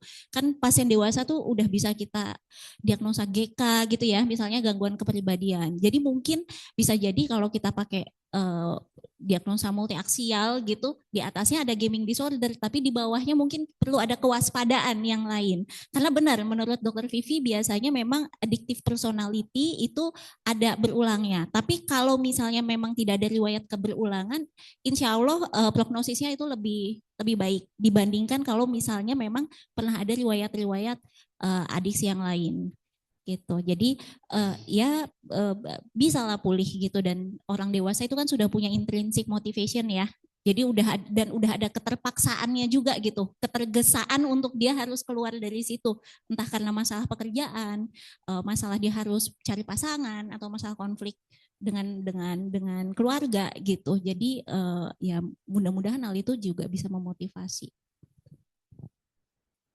Baik, terima kasih. Selanjutnya kita lanjutkan ke pertanyaan berikutnya. Ini sepertinya ada 2 pertanyaan ya Dok sama Bu ya. Jadi yang pertama dari Sisilia, izin bertanya apakah ada batas maksimal durasi bermain game atau gadget pada anak? Dan bila anak mulai ada gangguan perilaku karena game, sebaiknya gadget atau game langsung di stop atau diturunkan durasi secara bertahap. Kemudian pertanyaan yang kedua, ini khusus ditanyakan ke Dokter Vivi. Dokter, kapan anak yang kecanduan game perlu minum psikofarmaka dari psikiater? Oke, baik. Boleh yang mau menjawab pertanyaan terlebih dahulu? Baik, terima kasih Ibu Sisilia. Sebetulnya kalau rekomendasi dari WHO dan Perhimpunan Dokter Anak ya, durasi bermain gadget atau screen time untuk anak itu kurang dari 2 jam per hari ya. Gitu, maksimal 2 jam. Nah, jadi itu yang mestinya kita terapkan. Tapi kalau anak ini sudah ada kecanduan, misalnya dia sehari-hari udah 6 jam nih main gamenya, ya tentunya kita jangan stop secara mendadak karena tadi kita khawatir ada withdrawal symptoms ya, gejala-gejala putus bermain game sehingga dia akan lebih agresif, dia akan lebih emosional, tantrum dan sebagainya. Jadi kita kurangi secara bertahap dan anak perlu tahu planning intervensinya. Jadi dia menyadari dan dia ikut dalam berkomitmen, membuat komitmen bahwa sekarang main gamenya dikurangi ya dari 6 jam sekarang 5 jam. Jam sekian sampai sekian dan semua rulesnya konsisten sama. Jangan ada yang goyah, jangan ada yang oke deh ACC gitu dilebihin, jangan. Harus konsisten. Nanti berhasil 5 jam per hari, kurangi jadi 4 jam per hari. Misalnya gitu ya. Tentunya kita boleh minta dia jeda-jeda, jadi jangan yang terus-menerus. Terus kemudian kalau seorang anak, kapan harus minum obat dari psikiater? Biasanya kita akan melihat apakah satu ada komorbid tentunya ya. Kalau ada komorbiditas, kita pertimbangkan psikofarmaka, misalnya ada ADHD, depresi atau komorbiditas lainnya. Tapi kita juga bisa menggunakan psikofarmaka, obat untuk mengurangi impulsivitas atau agresivitas. Biasanya kita bisa berikan antipsikotika dengan dosis kecil dengan mempertimbangkan usia dan juga berat badan si anak. Ya, jadi banyak anak yang punya agresivitas, impulsivitas tinggi, biasanya kita berikan antipsikotika dosis kecil. Kalau dia sering tantrum, emosional, seringkali kita berikan juga antidepresan dosis kecil. Tapi kita menghindari obat-obat benzodiazepin, ya anti-ansietas itu kita hindari pada anak. Seperti itu ya. Kalau antipsikotika biasanya kita berikan untuk mengurangi impulsifnya. Supaya anaknya juga tenang, kooperatif, mau ikuti psikoterapi sama psikolog gitu. Kalau dia terlalu agresif, dia emosional, susah ya, mau behavior terapi juga susah gitu. Ya, atau orang tuanya kita parent management training, tapi di rumah susah orang tuanya juga mengendalikan anak. Jadi kadang-kadang ada momen di mana sulit dikendalikan, kita berikan obat supaya dia jauh lebih tenang dan lebih kooperatif. Ya sebetulnya udah cukup sih ya Dok ya, gitu. Intinya ya memang kita perlu kolaborasi ya. lanjut. Baik, kita lanjut ke pertanyaan berikutnya. Ini dari Mutoharoh, seorang mahasiswi psikolog ya. Dia dari Bandar Lampung ya. Bagaimana cara membedakan seseorang yang memang memiliki hobi bermain game dengan seseorang yang sudah mulai mengalami adiksi game? Misalnya anak yang mengatakan bahwa ia masih mampu mengendalikan kebiasaan bermainnya. Namun sebagai orang tua saya melihat ia semakin enggan keluar rumah, lebih memilih bermain game daripada melakukan aktivitas lain. Apakah berkurangnya minat untuk bersosialisasi atau beraktivitas di luar rumah sudah dapat dianggap sebagai tanda awal adiksi atau masih termasuk preferensi hobi? Lalu indikator apa yang paling penting perlu diperhatikan oleh orang tua dan pada kondisi seperti apa sebaiknya kami mulai mencari bantuan profesional baik psikolog ataupun psikiater? Silakan Dok, Bu. Ya, baik. Kapan kita membedakan ini masih hobi atau memang sudah adiksi ya? Kalau hobi dia tentunya bisa dihentikan, dikendalikan durasinya. Kita bisa ajak aktivitas yang lain dan tidak harus katakanlah berkonflik ya yang sangat-sangat intens gitu hanya untuk mengajak dia misalnya jalan-jalan keluar, olahraga. Ketika sudah ada suatu kondisi di mana anak ini memprioritaskan game dibandingkan aktivitas lain kehidupan dia, berteman, bermain sama keluarga atau kegiatan-kegiatan lainnya bahkan sampai kebutuhan dasar seperti makan, mandi dan tidur, berarti ini sudah mengarah ke arah adiksi atau paling tidak gaming yang bermasalah, perlu dievaluasi lebih lanjut. Yang biasanya saya jadikan indikator adalah adanya perubahan emosi dan perilaku ya. Kalau misalnya anaknya sudah mulai sering marah-marah, tantrum, atau dia jadi lebih mudah cemas ketika berjauhan dari gadgetnya, kita udah harus waspada sebagai orang tua ya. Perubahan perilaku dia lebih menarik diri, atau dia jadi lebih agresif, sebelumnya kalau marah nggak pernah mukul, sekarang mukul misalnya. Jadi intinya adalah perubahan dari pola sebelumnya ke pola yang sekarang, semenjak dia sering bermain game. Itu jadi warning signs ya. Dan itu kayaknya perlu bantuan profesional agar kita bisa lebih tenang lagi gitu karena sudah di-assess ya. Jadi kalau misalnya Ibu Mutoharoh ragu, nggak ada salahnya untuk datang ke profesional untuk minta dilakukan assessment dulu gitu. Karena kan belum tentu juga ya, kadang orang tuanya cemas nih, taunya anaknya nggak kenapa-napa, masih wajar gamingnya, cuma kan orang tuanya cemas nih gitu. Tapi paling tidak sudah dievaluasi dan sudah bisa terdeteksi atau terdiagnosis ya kalau memang ada suatu kondisi adiksi. Oke. Ya, jadi membedakan ya tentu saja itu yang dengan kriteria-kriteria diagnosis itu ya yang tadi disampaikan oleh Dokter Vivi dan itu bisa betul minta bantuan asesmen oleh profesional. Kemudian ya tentu cara pembedanya betul bahwa ada gangguan pada fungsi adaptasi baik sosial, emosional, terus kemudian okupasi, akademik, mungkin finansial juga. Jadi kalau misalnya memang ada gangguan-gangguan gangguan fungsi adaptasi itu sudah jadi red flags lah. Terus kemudian juga tugas perkembangan yang tertinggal gitu ya. Misalnya untuk anak usia atau misalnya mahasiswa sudah lulus kuliah gitu yang harusnya sudah masuk dunia kerja tapi udah 1 tahun nganggur gitu misalnya karena main game. Nah, kan berarti kan ada tugas perkembangan yang tidak dilaksanakan gitu dengan semestinya dengan usia perkembangannya itu juga bisa jadi red flags gitu. Kalaupun misalnya belum masuk ke dalam adiksi tapi kemudian mau diarahkan ke jadi lebih adaptif itu juga bisa dilakukan ya. Jadi tetap bisa juga belum adiksi tapi ke profesional itu juga bisa ya, Dokter Vivi ya. Gitu demikian. Jadi apakah mulai mencari bantuan profesional ya silakan. Baik, terima kasih atas pertanyaannya. Mungkin karena keterbatasan waktu ya. Jadi untuk pertanyaan dari Bapak Ibu kita cukupkan demikian terlebih dahulu.